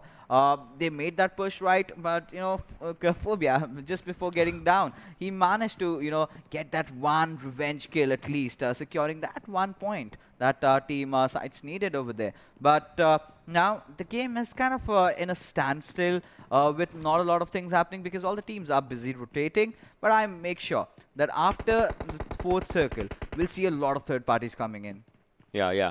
Well, after the 4th circle, for sure. Plus, if someone has a illicit, you know, those sneaky kills might just chime in. Plus, I would say today, just like the first day, I would say first day is repeating itself for today. And in that, there's one thing that, you know, in the first game, just like we saw too many grenade kills, if that comes up, that will be a win-win situation again. Provided that we get less utilities in Sanhok and we get to witness some grenade kills. Even if I get to see 4, I'll be really, really happy. But what I'm really not happy about is Team DRS Gaming. What just happened to their motion? What do you think went really, really wrong? I would say decisions and probably confidence. But well, we'll talk about that as we see Venom Legends players just moving forward. Not just players, for now a player moving forward. Now the backup has arrived. Now this looks like a very good situation. PN crew, what are they going to do? Oh, grenades is the answer. On his face. And he has to get back. But there you go. The retaliation grenade going out. And this is the perfect chance for Nightwing to follow it up with another grenade. And he gets that knock as well. Sandesh on the sidelines. Well, he's taking a bit of a shots onto his Nightwing. But right now, what he has done really nice is come into cover. And Ayush and Sandesh, they will have to pull off something miraculous over here to make sure that they survive. A 4 versus 2 situation coming up. Previously, PN crew, those 2 players were looking really good. But now as Sandesh falls down, now it's down to these players. But ASL is also coming from behind. This might be a bad situation for PN crew's players. Or if anything, we'll have to see what happens as third party is also coming from ASL side onto the left side. You cannot see on the screen right now, but you can see, you can feel them on the map. As you can see, onto the other side, it's going to be a third party situation. But now, Venom Legends, what are you doing? No, Sandesh takes down one, but does not manage to take the second one down as Nightwing takes him up. And Nightwing will be finishing him. But no, oh my god, Rafat low on HP. Can he survive this one? For how long? That's the question. He needs to pop up first aid right now. Yeah, absolutely. And they did everything just right over there. But Joker is coming in. The revivals are going to be there. But Shuvo, he has to survive somehow because Abrupt Slayers, they are looking hungry. They need a lot of kills. And Joker will get that perfect angle onto it. Shuvo, but that was a bait. Oh my goodness. Rafa taking down Joker in the process. The remainder of the players just chime in. Heaven getting that knock onto it. Rafa, but Nova has already fallen down. It all comes down to Heaven going in for the revive onto it. Joker. If now Nightwing and Detron make that push in, end or just that one grenade can change everything. It can change everything. We'll have to see if the grenade comes in, but no, they are going for the kills. They are kill hungry. They are kill hungry. They are kill hungry right now. A good cover coming up from ASL side, but Team Venom Legends, they are not looking forward for it. They just want to end everything as they want to tell everyone that this is their area. This is their area, but no, AS11X goes down with that. Team Venom Legends, slowly and steadily, they'll manage to save one player, but one goes down, Shivo goes down, but it was worth it. Absolutely, completely agree 100% with the number of kills that they're getting. All the teams. I love the way Abrupt Slayers also approached, but it was just that execution which could not be perfect. But that is all right. This is scrims. This is where you know what mistakes you made. And this is the exact kind of approach that we want to see the teams were going on with. But Utsarga, he was just a bit too away and a bit too confident over there, and he was punished for that. He was punished brutally for that, but now this bridge becomes a bridge of demise for quite a lot of players, but we'll have to see how, things go up. But as of now, as you can see, players are just moving from the underside, and the circle shifts towards Painan. Being Painan, it's sent to see it goes out of the ruins. Painan's left inside area is out. The team Bablu is in the center of the zone, waiting for the teams to end up in Painan. Well, a lot of teams are on the southern side, but right now, VTNxJyanMaara, they're being just one with the nature right now. Samir, he'll get whatever he wants right now. He's upgraded his mags, he's getting a few smokes. Take all of them, buddy. That will really help you in those final circles. But VTNxJyanMaara, they'll have to make a rotation in. They'll have to maybe go against the players of 247 Gaming. But right now, 7C, they also look to be in sync right now. Even despite the fact that they're just playing with 3 players, they're looking really promising. Bablu, however, they're in Painan. They just have to defend that area. They need to spread out. They need to fend off the push that might come from the western side or from the southern side. But the southern side teams have to be really careful, because if the gun sound really comes up, you might just get third-partied. 4 teams are there on the southern side, and the next circle might decide. What if, Ocean, what if in the next circle completely takes a curveball towards the eastern side? That would be complete pandemonium. So if that happens, I would say 99% of the teams will have to cross the river. And that's where Team Bablu might just outshine, because they're already on land. They will be already on land when other teams will be in water. So that means quite a lot of kills. But yeah, they'll have to see that, right? They'll have to know that. And the circle is going to be moving as of now. And it does. It goes onto the right-hand side. That means one thing, that teams will have to go from the water side, and that's where Team Bablu, because this is the only team inside the zone, the only one team. We cursed it, right? We did. Well, Team Venom's also moving forward. Yes. But 247, those 2 players, they are far away from the circle. They have to get inside the circle. For them, it's going to be ASE. If they go straight, it's going to be VTN. If they go from the left, it's something of a tricky situation for 247. Yeah, absolutely. And there you can see the tuk-tuk in display over here. A very, very delicate vehicle, I must say. And imagine you're in a rainforest where people are hungry to kill you out, and there you have that tuk-tuk making those pata-pata sound. That just. I know that was horrible. But yes, getting off with the game, Smokey V2 being a victim towards the bullets coming out from the players of INES who are stepping up. But on top, my lad, he takes down the last player of 7C, Hungry Box. And this was anticipated, right? A lot of kills will come in. But what I love about Team Bablu, they were on the western side of Painan. Now they just go towards the eastern side of Painan. And the team, if PAINxELMT, kind of goes up on top, because there's that hill over there. If you get control over that hill, you're going to control a lot of fights. You've got that perfect dip, you've got a lot of rocks behind which you can hide, and the same I can say also from Train to Kill. So now it all comes about speculation, because we have the map feed. The players do not know where the other players are, but right now CZxHIGHVOLTAGE Esports have come into the Painan region, and our Team Bablu is welcoming them with a lot of bullets.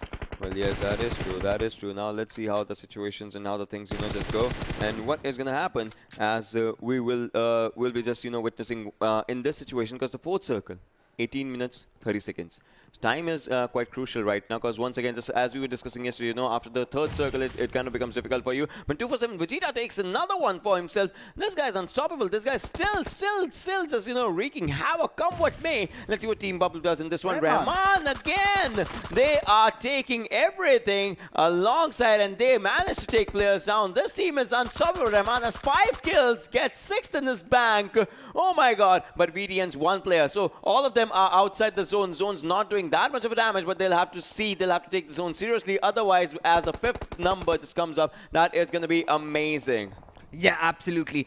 Team 247, what an amazing outing from these lads, Rahman and Vegeta. Teammates have been playing together with F4, now have joined 247 and they are looking so good. Extreme, well, he's under a lot of pressure right now.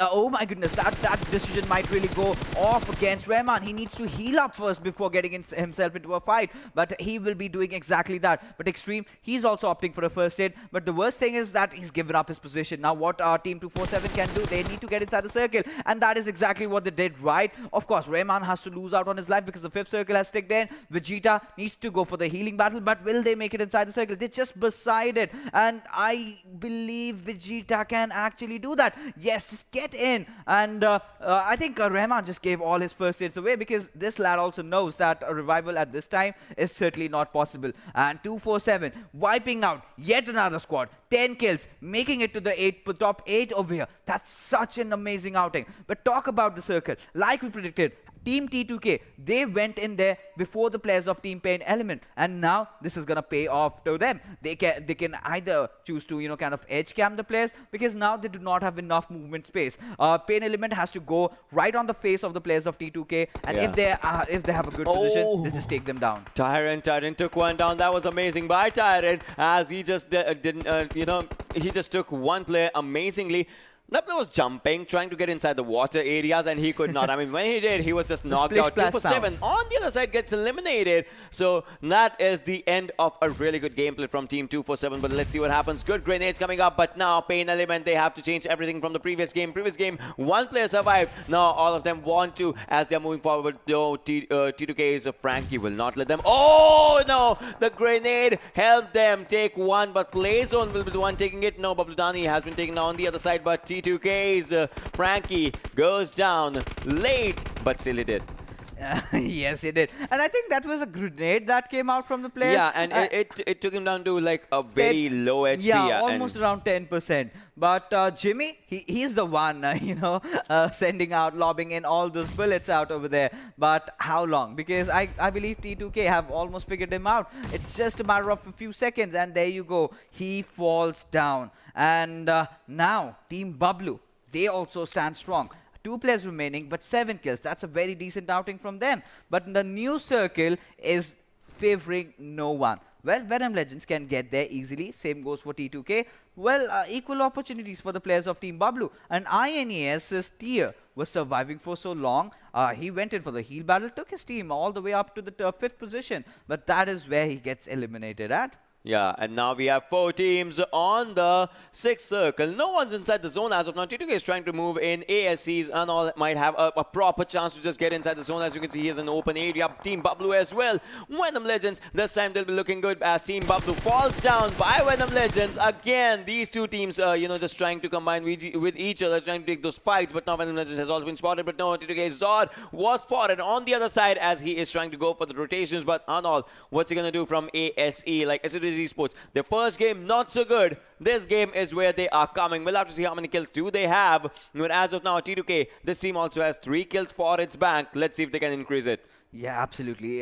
Now we just have 3 teams remaining. And, well, Shanul, he's going to have a very, very tough time getting inside the circle, provided that the 6th circle is taking a lot of damage. I just hope his position has not been compromised. But talk about train to kill. They've got a very good high ground advantage. If it's, you know, kind of a fair fight between Venom Legends and T2K, well, T2K will certainly have that advantage. And that is exactly what they're capitalizing on. Zod spotting out the players of Venom Legends. And that smoke will be the saving grace. And that is why, you know, that is why we say carry a lot of smokes, because it might save your life in the final circle. battle. 3 versus 1 is the situation, and it might also fake out. Look at this. They are just trying to spot players in the areas of smoke, but no. ASE Zanal might be just taking players down. He is looking good for the covers. Ooh. Oh, almost surviving for himself. Now we'll be changing on to a Vector. Does not do enough. Now it's a 3 versus 3 situation, but the players are on low health. A bit low health, not onto the lowest of the health, as they are down to 75 or 70% of their HPs. But Team Venom Legends, they are looking for a good chicken if they can go for it. T2K, once again, trying to look for their consistent run, just like the first day is what they are trying to go for it. A 3 versus 3 situation. Let's see what happens, as those smokes are kind of fooling both the sides, as they have to move inside those smokes just to get a good cover. That rock looks like a really good rock, a really good potential cover for themselves. But let's see which team reaches there first. I would say Nobita has a very good area, but now that area will be compromised by that smoke, and that's where Team Venom Legends might just chime in. Yeah, of course. But right now, what I would really expect the players of T2K to do is to try to create more openings. You know, try to go from the left inside. But the grenade coming out from Rafat opens so many avenues for the players of Venom Legends. And now they'll just push in. They'll just charge in like hungry hounds, as Nightwing will, however, get that raid onto its Nobita. And Venom Legends are looking out for a victory over here. Venom being the last member surviving. He falls down. And Venom Legends take this amazing chicken dinner out here. And what a beautiful rotation that they did in the final circle, taking down Shanul over there. Just they were on the lower ridge, and he just went right like this towards the right hand side, and then at that moment, what really happened was, you know, they kind of took the high ground advantage. Yeah. Now the players of T2K were on the low ground, and that one grenade coming out from Rafat kind of made things really easy, because that's the point. They realized they've got a 3-man advantage. They're 3 versus 2, and then the 2 players, they lobbed a few more grenades in different directions, dealing out more of the damage, and they just sealed the deal. Plus, the solo of ASC also had one disadvantage for himself. He already had his position revealed when Team Venom Legends was moving forward. Yeah. Plus, Team Venom Legends, they did amazing. Taking down big names. Like they took down Bablu as well from the back end side. Plus, they had to get inside the circle. As we were discussing rotations, yeah. Everyone inside this circle, everyone had an open area to just go in. They were doing good. Plus, those smokes kind of helped them survive against T2K, as those survivors was coming up from those fake smokes. As the smokes were out there, but they had to move forward. They did that brilliantly. Again, when Legends moving on to the higher ground, everything perfect. Every single thing they did was perfect. A lot of teams played really well in this map, but there was just that one player who is going to be called out the MVP, and let's take a look on him. And no Obviously. second thoughts. Rahman. He's topping the kill boards. Now he's also the MVP in this game, and he's just gonna increase his numbers over there. 7 kills, 1000 damage, 19 minutes of survival time, but that's okay, provided the kind of start they had. A lot of teams, just pounding, trying to pound them. But still, 247 did manage to survive, and even in the end stages, they did manage to take down a whole squad just by the 2 players, and they also were on the disadvantageous side. They were right back, but what they really used was a perfect backstab that we got to see from the players of 247, catching down the players of DEADEYES, I believe, off guard, and they just took them down. And an amazing performance from all these players. Started from ruins, ended at some other area, but still 247 did amazing. But let's see, let's have a look at the other players as well. Those 4 other players that had a really good impact, as you can see out here. Yeah, Venom Legends. I was thinking about when will we see someone from Venom Legends? And here is Rafat, this time having 5 kills for himself, 847 damage. Nightwing coming up, Bablu Pikachu and Bablu Tyrant, 3 and 4. Now this is where the new system comes up. Look at this. 3 kills, 549 damage, 21 minutes, 31 seconds of survival time. That's where it is. I would say so.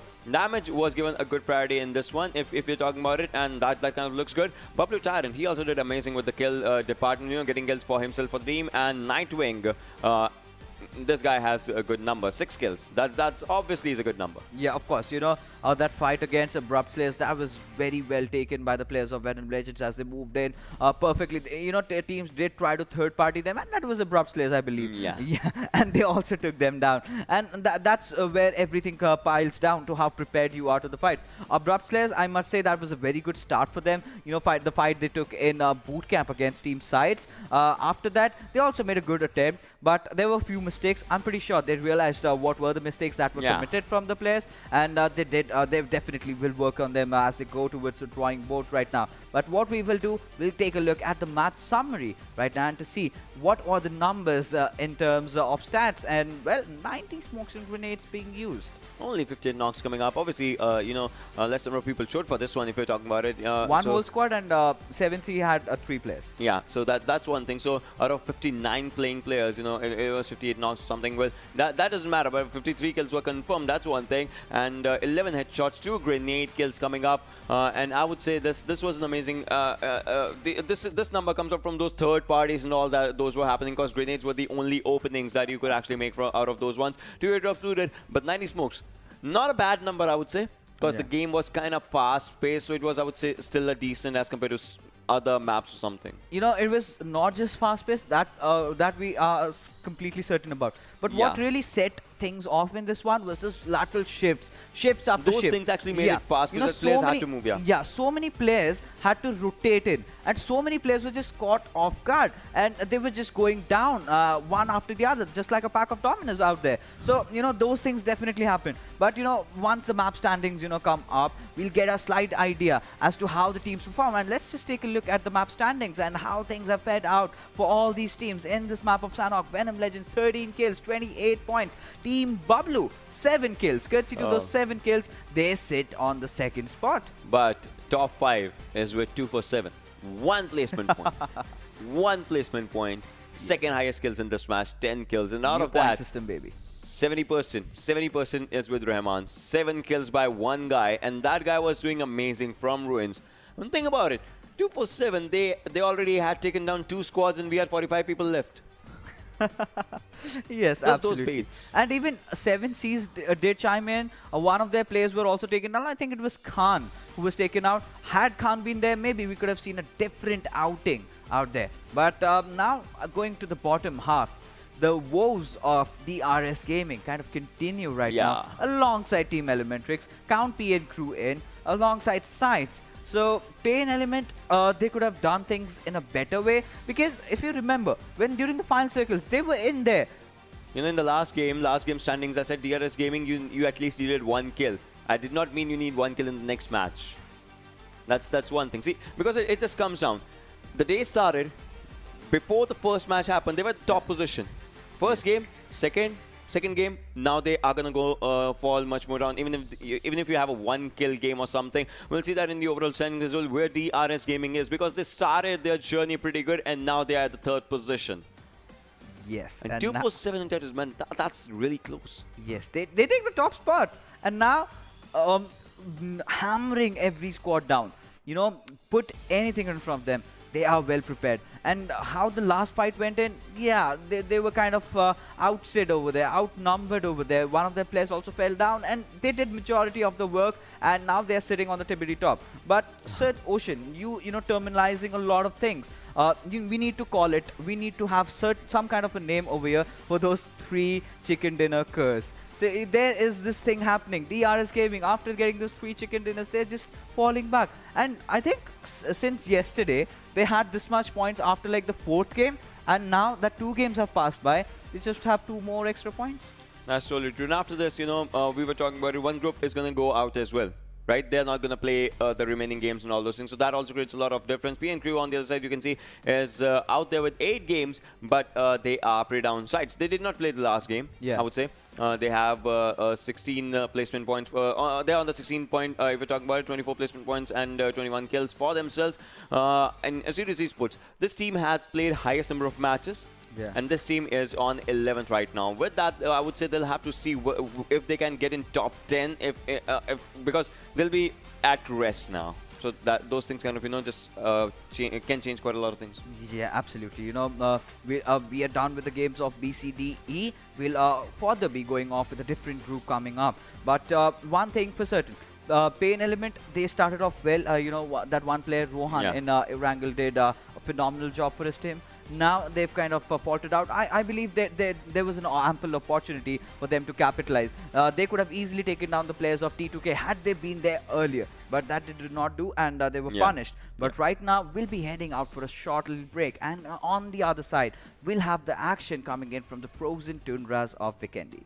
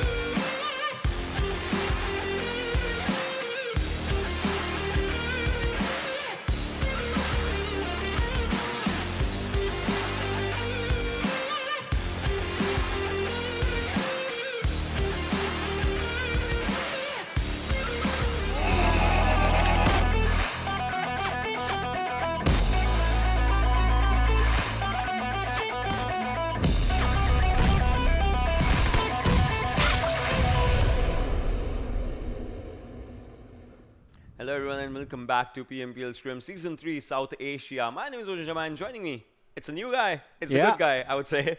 And well, it is Assiduous. And well, 2 matches happen. Any thoughts on the next one? Well, I think Vikendi is going to be quite interesting, and as always, it is going to be a slow-paced one. That's what I think. That's totally true. Well, the match is going to be right in front of your screens, as we'll be discussing flight paths and all those things. As you can see, the flight path starts off from the backside of Peshkova, from the underside of Peshkova, and it straight away goes to the end of Kreta Sports. Zabava, those are going to be some important areas as we're going to be looking at them. Gurkha as well, Dobromesto, Mount Kresnik, these are the areas where the teams will be going. Villa as well, Cosmodrome, Trevno are some important ones. But onto the southern side, Binary, Milna are the areas where the teams might just struggle up to go for it. Yeah, it is going to be a struggle, but how are teams going to react to it, and where is the circle going to be? That is going to be the big question, because look at this. DE, they are already moving towards the Trevno area, and if they do not have the circle on them, if the circle forms towards the Milnar or the winery area like the match that we had yesterday, it is going to be a troublesome situation for them. But it is going to be Cement Factory that's going to be the center of the circle. So not a big rotation for DE or INES. INES dropping down on the Cosmodrome location, I think, are going to be really, really comfortable with that drop. The only thing they're going to have to worry about is that they don't catch any other team on the edge while they're entering. Totally true, totally true. And see, yeah, that's where it comes up. Me and Fixers were discussing about it.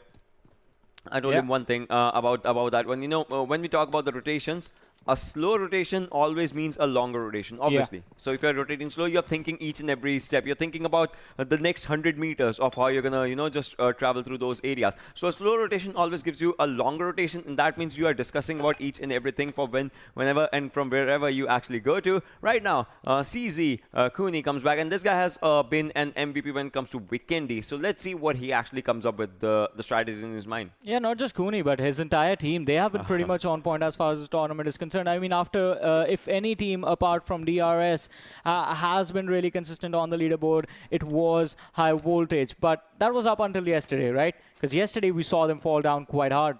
And today, DRS is not at the first position when the day started, right? Because DRS, when the day started, they were at the first position. But after the first game, they went down second. Now they went down third. But no, on the other side, as you can see, R3D just came, but they came for bad. And SCYTES, this is the team they missed on in the previous game, but now they are looking good, and they are looking really, really good. On the other side, Malik goes down. R3D Joker goes down as 7C Mr. Smokes. And we know if 7C is with Vikendi, they do amazing stuff. Well, Steelshot has a DBS. Yeah, and Fear, we see him again on the kill feed, taking down one of his opponents. But FS, they need to be careful as well. They are towards the Hot Springs area, where in either direction, either you're going to come in contact with Team Bablu or PAINxELMT, and even both the fights are going to be pretty tricky. But talking about other things, I don't want to say this, but I think I'm pretty unlucky for R3D. Every time I'm casting their games, they get caught off guard in the early stages and just end up dying. Yeah, well, I wouldn't say unlucky. I would say it's probably some sort of meta that you have with the team or something. The Johnny meta. The Johnny meta. well, if we're talking about something, DRS Gaming. Yeah. Since yesterday's second last game, a bad game today's first 1 game. point, yeah. And today, 0-1 point. First game and second game. And since now from the third game, the group is not playing. I mean, that's unlucky, right? You and I were talking about this, that the team plays on extremes, and that's not going to work out good for anyone. Yeah. I mean, sure, your team is going to be able to... one thing. Yeah. Cooney jumped twice. He could not just go out of that window, so next time he just, swaps out of it. That was amazing. Yeah, so as I was saying, apart from the mechanical misplays from Cooney, talking about DRS Gaming, it doesn't work out for you just being really amazing in one match and then messing up 2 games right after. Yeah. It's literally, as the saying goes, 1 step forward, 2 steps back. You're not going anywhere if you walk like that. That was a song, I think. Yeah, I was in my mind. That was actually a song. Well, let's see what song Pio has. It's true. It's true. If you perform really well in one game, and then in the next 2 games, you're going to get 0 and 1 points. Mathematically, Ocean, how many points do you think they need to get in one single game so that they cover up for the next bad games? And this time, it's not next bad 2 games. It's 4 consecutive bad See, games. if they are moving 1 step forward and 2 steps back, that means they are always moving in the minus direction. Yeah. So they can never touch the positive Exactly. side. So that's one thing. Even if they're doing 3 steps forward, 2 steps back, then they can actually go Slowly 1 and step. steadily, Yeah, that's where slow and steady might just win the race. So we'll think about those things. But well, this guy, he was in one of these compounds only last time when we saw him take down 5 different players. If we talk about it, but well. Now The let's see how Clutch it's- Meister. The Clutch Meister. That's what we should call him now. I would say he's a genie. He's a genie, and he's like, I'll grant you 5 wishes, and those are 5 kills. That's what he says to his teammates. Yeah. I'll grant you 5 points. I'll grant you 5 points, and they ask you, where's the 6th one? Oh no, someone else killed me. Sorry. No, he ran away. He ran away. The 5th guy ran away. The 6th guy The ran 6th away. guy ran away. Well, now we are down to the southernmost area where the circle is. This is Hot Springs and Cantra, and this is a new thing about these areas. Not the new thing, I would say, but well, about the whole Vikendi, you see a lot of DBSs. Yeah. So the first priority of Vikendi has been given to SMGs. The second one comes to the ARs, and the third one actually comes to DBS. Because DBS, out of all things. yeah, they had to showcase that it's a viable weapon, Yeah, it's yeah. a viable. Now it's available there. Yeah. So it's on the 3rd priority list. You and I were surprised when DBS stopped coming in airdrops and they just made it a regular thing. You could just find it everywhere. We still, people you know, still wouldn't use it, but Vikendi, it makes sense, right? We even no matter how bad we talked about the weapon, you and I always used to agree on one thing: close ranges, that gun is going to be a viable weapon. And Vikendi is all about those mid to close range fights. You hardly get to a long range engagement just because of how slow the map is. By the time you're actually getting into team fights, it's already the 6th circle. There are too many people quite close together, and having a shotgun in your hand is just going to be an advantage. One pop to the head, you are going to take one down. Yeah, one pop to the head, you actually take one down. And I don't know, I would say, obviously, DBS. So me and Fixer were having discussion as well about DBS, So one good pop to the head, but you need to use it wisely, because those 9 pellets, Yeah. you shoot one at the head, but all 9 pellets just rush They away from spread, the other yeah. side. Yeah, they spread, and that spread is gonna be bad for you. But on the other side, as just like you can see, G36 is a good weapon. It is Vikendi specific, and as you can see, Tamim was taken down by Bablu Dani by this weapon only. I called it, man. I called it. FS, they need to be careful, because so this time it was Bablu who were moving, and FS little by little they were closing towards Bablu direction as well.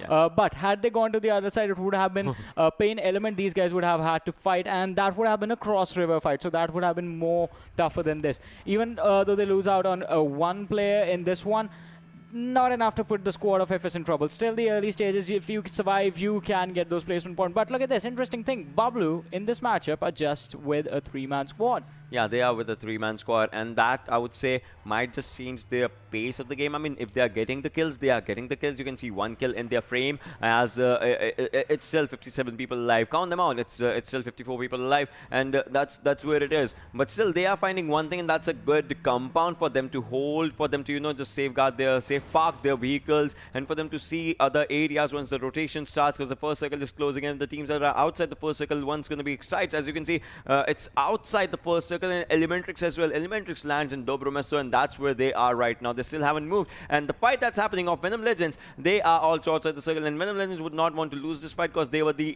winners of the previous game. Yeah, definitely. Venom Legends, since yesterday, since they started playing, they've stepped up the pace immensely. But STE Morte, he goes for the shots. Oh no, A1 Esports, Shoykot being taken down on the other side. They are taking a fight against the players of JyanMaara. Gunna is going to be finished off, but STE against Venom Legends, Nightwing on the other side being taken down. And this, 2 fights happening in 2 different locations are going to decide who is going to be taken out. In the meanwhile, I think we have a name on the first exit, and it's going to be R3D Esports taking the first elimination. JyanMaara, the player on the rooftop, it is Amer, gets spotted out, and in an instant, they just wipe out the entire team of A1 Esports. They take an exit on the 15th position. They did. Well, this just means one thing, right? Those 0-0 points coming up, and alongside, obviously, you get your kill points if you have any. But well, if you're talking about these things, Blade as well. So Team Venom, I don't know what just happened with this team. I mean, this was like a winner's team in the previous game, but now let's see what INES is doing as Entry is blocking all the entry blockages for T2K's players, and T2K also had a decent game in the previous ones. Now let's see how they just rush up with it. Entry is going with Thompson in his hands, now switching on to the Molotovs. Let's see if Molly just goes for a good one, as it does a spread damage, but for how long? And that's wrong Molly, because no one's out there, nobody's home. INES versus T2K still carries on. Molotovs are, man, indoor utilities. You need to throw them when the players are indoors to choke them out or flush them out out of their cover. Outdoors, there's just too much movement space. I mean, even though he threw it in sort of an alley right next to the house, there, as you so wonderfully said, there's no one there. That's a utility being wasted. Talking about things being wasted, there's an airdrop lying right next to these guys, and they need to finish the fight before anyone can go and get that Groza. No, Frankie, 1 HP, surviving, still surviving. I mean, he is just barely breathing in this area, but now T2K not surviving for long as Zod goes down, as INES's entry does the entry. Venom, he's on fire. I mean, literally the guy's on fire. He goes down. Tia takes one more for himself. INES is looking amazing. Oh my god, he just barely missed the Molotov right now, but entry, he has to reload. But no, FS goes down as we are talking. On the other side, Frankie's just surviving for how long? He takes one, he takes second. Frankie, can he actually pull off a miracle in the situation? He is moving again, has to spot another one. 12 bullets, reload man, reload. It's a bad situation, reload, go for it, reload. Oh no, now he comes up and now he will be going down course. No reload, his gun was with 0. Yeah, and that too, I mean, still, his effort was amazing. It was a 1v4, he got it down to a 1v1 situation. An impressive performance from Frankie, but Ocean, as you were saying, I think the word you were looking for was overconfident. He got too cocky, just tried to go in for an aggressive fight wherein he could have used a utility to actually throw and force the player of INES off the revive and forced him to come towards him. Also, the reload also not coming in. That is also crucial. Need the bullets to take out the opponent. He might have thought that the opponent is also on low HP, but had he not known, he was actually on a very higher HP. And that's where, you know, everything changed for him, for his game, for his team. Otherwise, this team would have had 4 points. Maybe one player surviving, but still 4 points, 4 kill points actually matter a lot now with this meta. And look at that, AWM with an 8 times. The gods are gracious upon us today. I mean, we get good circles, we get good team fights in the early stages of Vikendi. Look at this, 11 minutes in, we are already, 4 teams have been eliminated, Ocean. 4 teams in Vikendi already eliminated before the 12-minute mark. 11, again a number coming up. Well, Team ElementriX started from Dobromas, so they had a very long rotation. They have a very, very, very long rotation. As you said, slow rotations means a long rotation. Yeah, that's what they did. They are moving really slow and they are moving really long. If we could, you know, just see the map for a while, for just like 5-10 seconds, I would have just pinpointed it. But well, they are inside the zone right now, so it doesn't matter. And PN Crew's Ayush is just trying to spot someone. I would say someone from 7 Cs is what he is trying to spot. And in another 40 seconds, the next circle will be coming up. No slot zones, I would say. Yeah, no slot zones. This is not a game of slots. Especially towards the southern part of Castle area. That's where most teams are. You do see the players of CZxHIGHVOLTAGE moving in. Ayush spots one out, empties the entire clip, connects 2 shots. But the other one, empty, connects 2 shots, empties the 2 shots, and he actually takes a lot of damage. But well, we'll have to see what happens, as Ayush will be in a bit of trouble on the other side, as he needs to put up his first aid. But on the other side, you can see Season, he has to give up a revival. I think PN Crew, they are out. CZ has managed to split up the backup from the individual players, and now it's just one guy with a good HP giving a revive. Ayush on the other side has been cut off from his teammate, while CZ, they are like literally, there's one guy in the middle and the other 2 on the back lines. They can take out the players of P quite easily, but Dark from PAINxELMT spots out one of the players from STE, goes for the shots. Did he actually connect though? Oh, 7C, they take on PN. Where's the backstab coming from over there? 7Cs is looking really good for the fights, and the circle's also coming up slowly and slowly. The second zone will be closing up as we talk, and that means PN Crew is in a lot of trouble. Let's talk about this fight that's happening on our screens. PAINxELMT, they had a bit of decent games. Not the best if I'm talking about it, but now let's see what Jimmy actually does in this one, as he has spotted players of STE. In the first game, PAINxELMT was on the verge of being eliminated on the first as the first team. But Rohan survived till top 3. Well, that is an impressive survival skill from the lad, but PAINxELMT, after yesterday, I think they need an extra oomph to step up in the leaderboard. So far, it looks like the circle is going to end somewhere around the cement factory area. And that is going to be quite interesting. A lot of terrain means a high possibility to go for a heal battle, especially since the teams have already started engaging against each other. By the time we reach the final few fights, it's just going to be a few teams remaining, a few players remaining. And that's going to mean that all those players are going to have a lot of movement space. Jimmy from PAINxELMT goes for the spray. Does actually manage to connect, but the player on the opposing side white peaked the tree cover, and Jimmy just ended up taking a little too much in return. Well, look at the circle. Circle's going to take a little too much. No, it still goes for a decent rotation. And Johnny. Yeah. Maybe Castle? Maybe. I agree with you. I think so. Knowing history with Castle. Knowing our history with Castle, this is probably just gonna end up on Cement on Factory's southern side or something. Between Cement Factory and Castle. It will tease us with Castle for a while, then like nope. That's what it's going to say. But 7Cs are... So they got done with PN. Sandesh did manage to get away, but now 7Cs, they are taking the fight against High Voltage. Quite an interesting scenario because it felt like... Look at the map. So it felt like CZ were going to be the ones to eliminate PN. PN just run away from the entire situation. And 7C come in with a third party, pick up few players off PN, pick a few players off High Voltage. And now they are going to be totally focused on the squad of High Voltage. In the meanwhile, PAINxELMT on the southern side. Look at the northern part towards Port Vostok. So many teams. JyanMaara is there, INES is there, ElementriX is there, SCYTES is there as well. And SCYTES did a very good rotation. They also came late, but now they are inside the circle. They might have to contest INES and ElementriX. They rotated from the left-hand side to a big rotation, and again, an airdrop, which I would say no one might be taking. Look at that. Slowly dripping down. You know, as you see, honey just slowly dripping out of that. It's kind of that thing. It's just coming. We'll see what happens. But at Code Zero, they'll have to see something as High Voltage. They are in a bit of trouble. Oh, that was a good Molotov. But 7C Sphere, he is moving back with the pan in his hand. That fire is not to fry, my friend. You just have to move forward with the guns. Let's see what happens as 7Cs is moving forward. Assassins out there, Cooney's out there. Both are the same names, different in the situation. But no, Assassin goes down. Cooney is the one who will have to take everything off the fights. Cannot as 7Cs get this one. Hey man, close range Uzi, you can't beat that. You can't beat that. Uzi in a close range is pretty deadly, and Smokey just used it perfectly. But 7G, after eliminating CZ, High Voltage are going to move forward from there, and the center has already been taken over by the players of JyanMaara, so they're going to be having a comfortable time. But talking about uncomfortable situation, INES up against the players of SCYTES.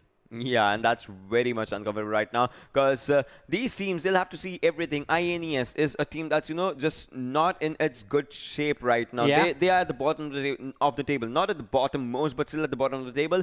And SCYTES, they've had not so good games in the previous one. So they will be looking forward for it as well. We'll see if this fight happens, which team steps up. Definitely. Which team is going to step up and which team is going to fall down? Because in a few seconds...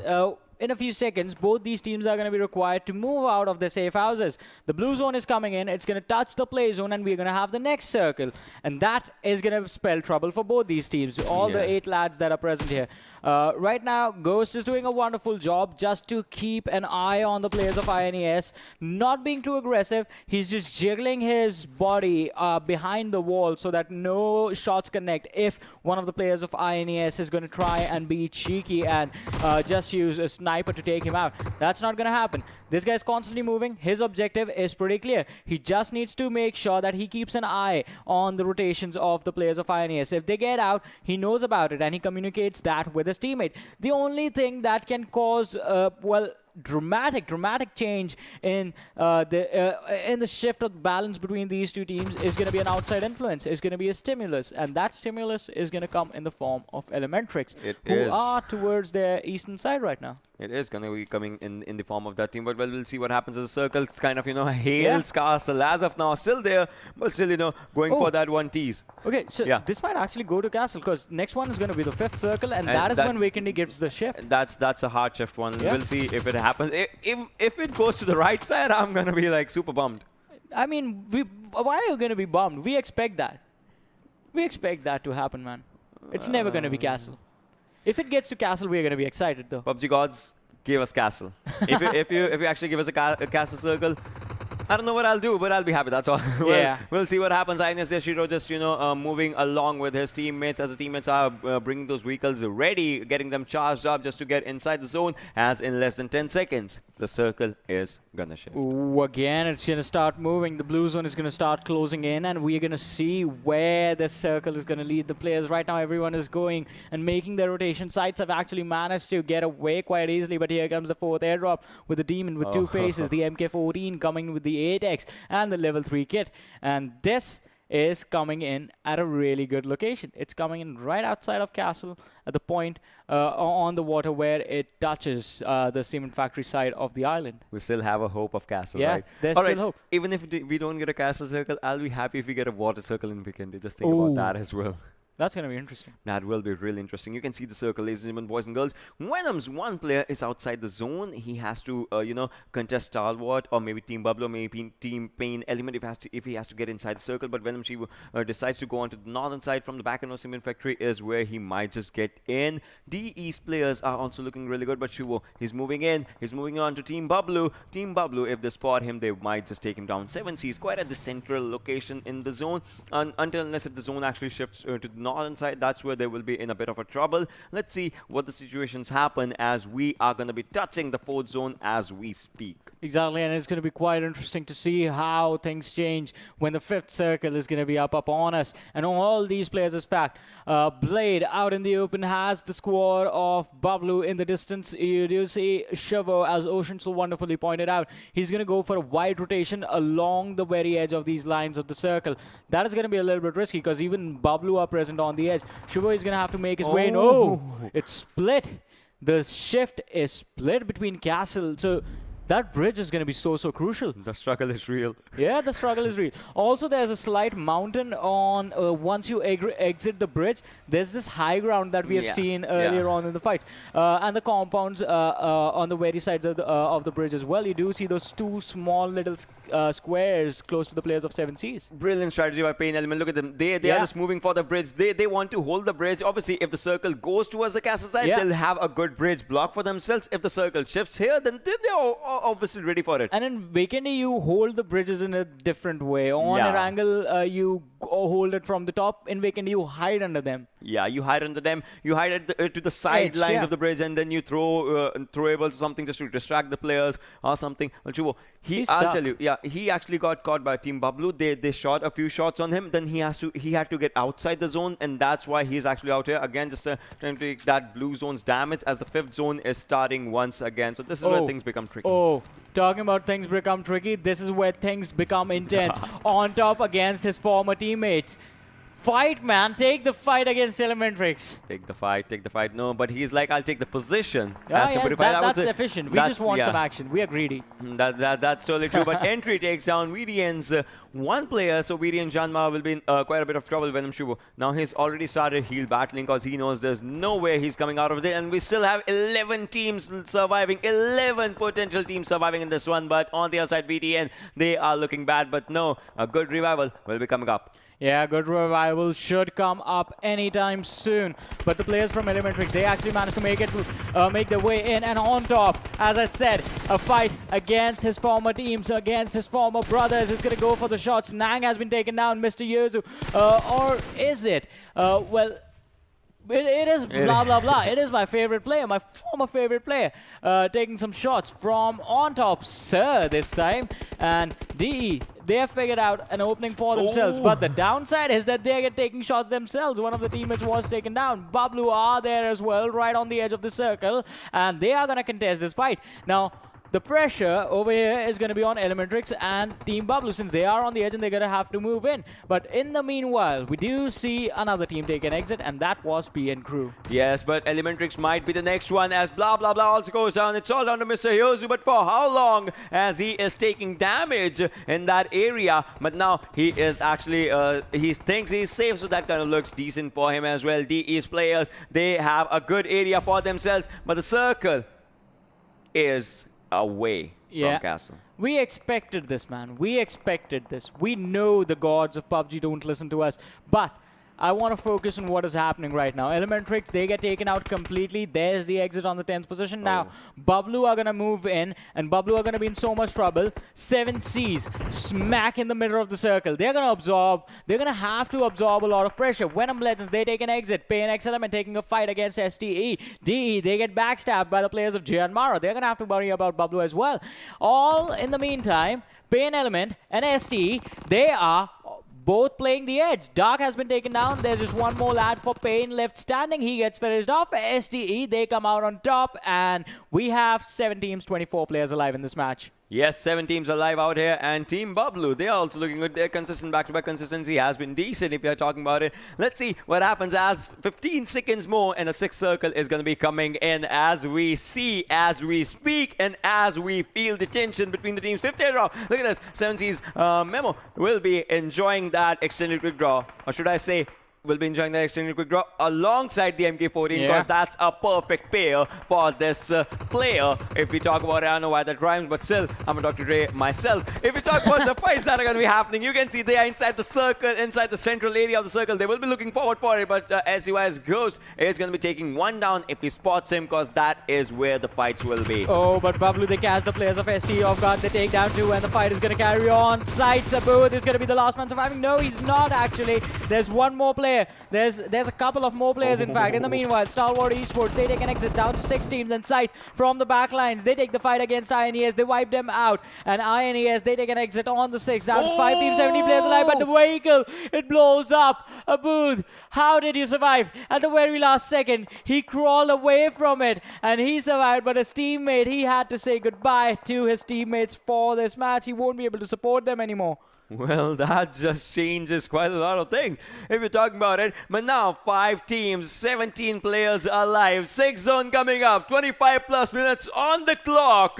As we see, Vikendi slowly and steadily becomes a bit more frozen with the games, with the final circle. The heat's coming up, so the freezing might just end. Phobia has to move forward. Ghost is there. Abrupt is kind of outside the zone. He has to get in. The vehicle will help him as he moves. But for now, the upper area is with DEADEYES, guys. They need their one player needs revival on top. We'll get that. But then after that, how hard can they hit? That's important. Yeah, that is definitely going to be important. How hard can you punch back your opponents? I think Bablu is going to find that out. The 3-man squad making it into the top 5, but Danny is going to be knocked out and finished by the players of DE. This fight is still going on. This is a standstill that is still there on top. Standing on top of the rock, has taken a bit of damage, but he's still surviving. Heals up, goes back in the fight, takes a few shots, dishes out a little bit of damage, but now Tyrant is going to have to heal up. His helmet is gone completely, and his armor, look at that, still a level 1 armor. Yeah, that's a level 1 armor, but still, it's like, it's what, 50% of its original health if you're talking about Teen Wolf. His armor's gone completely, his helmet's on the, like, they have different pairs. Yeah, exactly.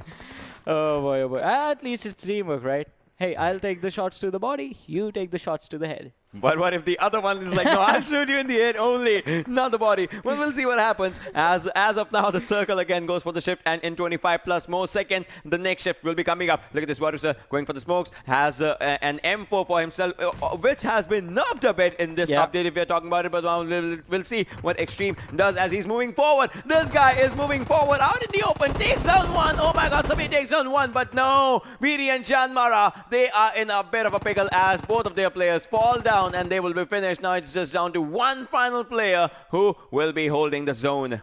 That was a bad decision. That was straight up a bad decision. Why would you charge like that? 2 versus 3 situation. They knew exactly what they were going to do, and they just went in completely. Well, there's an airdrop. I don't know. We can just show you guys. It's coming outside the blue zone. So many meters outside the blue zone. But talk about those things later. 5 teams, 14 players alive. And as of now, VTN's one final player is surviving. 7 Cs, Mr. Smoke takes down 1 from Bablu. Teen Wolf, as Bablu Teen Wolf bites the dust, he will be finishing him. That was amazing as Team Bablu gets eliminated on 5th position. 12 players alive. The fights have just begun. Okay, 7Cs or DE. One of these two teams is going to take this one. Both the teams have a really good position inside the circle right now, and they have all 4 players alive for them. This one fight is going to decide who's going to get the chicken dinner in this match, as Memo is going to Molotov the house, goes out, peeks for the shots, but the crosshair placement is going to be a little bit off, and the players from DE are going to be able to survive. But Memo, he has another teammate right behind him. They have Molotov both the sides of that house. That leaves just one exit for the players of DE. Well, in fact, 2 exits in that house for the players of DE. And I think 7Cs, they are just gonna choke the entire squad of Team DE one after the other. But this fight, it's gonna be pretty tricky. It's gonna be super, super tricky because DE also have a wonderful position. 7Cs, Memo, and Fear, they threw smokes for DE's players for them to move out. I mean, that's something, but no! Oh my god, VTS players are looking really good. One final player surviving, not for long, as Ghost does it, but Ghost goes down. It is down to these two teams, 7Cs versus DE. As we speak, DE, can they actually go for a chicken dinner? Or 7Cs, their Vikendi legacy, can they continue it? Fear's out there, the genie that we were talking about, he's out there. MK14 in the hands of Memo, alongside those 20 bullets, that 20 mag that he has, the demon with 2 faces. What's gonna happen? 7Cs on one side, then there's guys on the other side. A 4 versus 4 Sanhok right now. 8 seconds moving up, but Fear takes on one with the MP5K, but Memo using his gun, using an MK14, takes on the second one. The 4 versus 2 situation coming up. Memo will be confirming those kills, and now it is down to a 2 versus 4. One more might just go down, and there it is. It's just one player on top. Can he take down one? No, he cannot. 7Cs finally get Vikendi for themselves. Yeah, an amazing performance coming down from 7Cs. DE as well. They got a lot of kills. They had an amazing positioning in every single team fight. But you know what the mistake was? On top wasn't on top. Yeah, on top was not on top, but 7C, they were incredible with their gameplay. They were riding the waves. They were riding the waves, and you know, just when the game started, we said that those players are genies, and they're like, I grant you wishes, and I will turn those wishes into crates. And did not have to go for a clutch this time. The entire team was present. An amazing fight. I think the strategy for smoking for the players of DE was just to let them come out and then just spray in the smoke and pick them off. They did get one knock off of that as well. What I was hoping was you smoke them first, and they'll be like, all right, so they are throwing smoke. Then you nade them. Yeah. Inside the smokes. Mind games, ladies and gentlemen, mind games. Well, that did not happen, but well, one thing that did happen, that is that 7C actually won the game. Let's have a look at the MVP and let's just discuss more about it, about the players and about the players' mentality. As you can see, obviously 8 kills. 8 kills on an individual lad with 28 minutes and 21 seconds of survival time. Damage coming down to 693. Distance covered 8.72 kilometers. So I think this is an amazing performance. I want to see how many kills did the rest of the players get if Smokey alone had 8. I don't know what V2 means. I would say it's version 2. Yeah. So Mr. Smokey is version 2 of Fear. And that's what he kind of showed out here. I mean, if there's a fire, there's going to be smoke and you're going to be afraid, right? Yeah, that's totally true. Well, let's have a look at top 5 players as well, you know, and to see and discuss what happened in this game. As on top, look at the difference, 8 and 4. Yeah, there's a massive, massive drop. So it looks like Smokey was picking up a lot of kills, and the damage that of the kills that Smokey was picking up came from Memo. Yeah, 2 kills and 849 damage, and I would say this is where, you know, our calculations come up for the new system comes up, and that is what it is. Kills get 0.2 priority, while the other things, you know, survival and damage get 0.4, 0.4 each, and that's, you know, the total calculation that comes up. And you cannot rule out Stalwart Morte, who had 3 kills, 861 damage for his own self, and JyanMaara VTN's Extreme, 3 kills, 697 damage. JyanMaara, I think I still have to criticize that decision of charging in onto the players of SCYTES, but I think with the match summary we're going to find out the utility usage and the conversion ratio of this game. So 55 kills in total, there were 68 knocks. Pretty good conversion ratio, 14 hit shots, 135 smokes and nades, 1 airdrop looted, which we got to see in that final fight as well, the MK14, and 1 grenade kill. Well, 1 grenade kill. Not much of the grenades, I would say, were, you know, popped up in this one. But, well, there was one thing that was obviously out there. 171 smokes and nades. And those extra ones in the final zones and all those things. Those were some good ones if we have to talk about. One airdrop, yeah, we discussed about that. 68 knocks and confirmation ratio was decent. Headshots were pretty good. And that's where, you know, good damage stats just arrived for the players, for the MVPs, and for each and everything. Exactly, and damage, those stats do help you out in the future. Getting those kills is going to be important as well. I want to see how things change out on the leaderboard, but before that, we have to look at the match standings as well, and those are going to be quite interesting. Because we know that Smokey from 7C, he had 8 kills. His teammate Memo had 2 kills. The other 2 lads had a couple more. 7C, 13 kills in total. 13 kills in total. I mean, both of the teams, if you're talking about it, DEADEYES guys, they did amazing. 7Cs, they did amazing. But SCYTES, they had an incredible feat as well. They did not play the last game, but now when they came forward, we were talking, me and Pixels were having a discussion about the champions mentality of Team SCYTES. Like, where is that? Is that missing? What's happening? And now this is where they come up. 19 points for themselves, 28 for 7Cs. That was an incredible performance. Team Bablu, again, consistent in top 5. But then there are a few names that are not here. I'm talking about the teams that are actually out there in the overalls. I'm talking about T2K, SG, that is actually on 10th position. Venom Legends, that's on 9th position. So these teams quite a bit, you know, faltered. Yeah, they faltered. A1 Esports as well. ElementriX, let's talk about the big names. ElementriX, CZxHIGHVOLTAGE, R3D Esports. We've seen these teams and how strong they can be. Yeah. But these 16 teams right here, these 20 teams that are present with us, they are the best of the best from the regions. And that is why this competition is really tough. But we were talking about this as well. Scrims, man, scrims.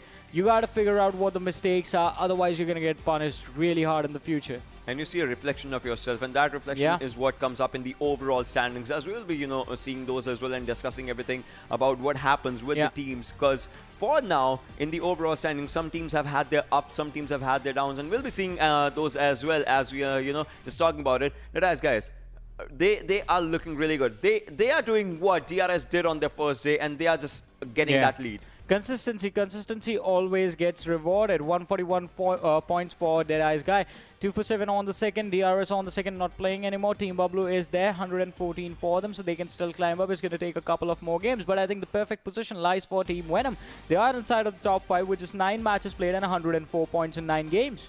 Yeah, that's totally true. But Team Bablu is the only team with 0 chicken dinners right now. As we talk about the numbers, had they had 1 or 2, maybe in the upcoming games or something, had they have 1 chicken dinner, it will actually take them, no doubt, even if they play decent, it will take them above 247. They might just end their day on the second position. Let's have a look at the teams that are, you know, just faltering. PN Crew is one of those names. 26, 27 for PAINxELMT, R3D Esports. I don't know. This team has impressed us a lot in the past. Now it's just, you know, things are going a bit down. Plus ElementriX, the name that has dominated previously. And the name between them as well, INES.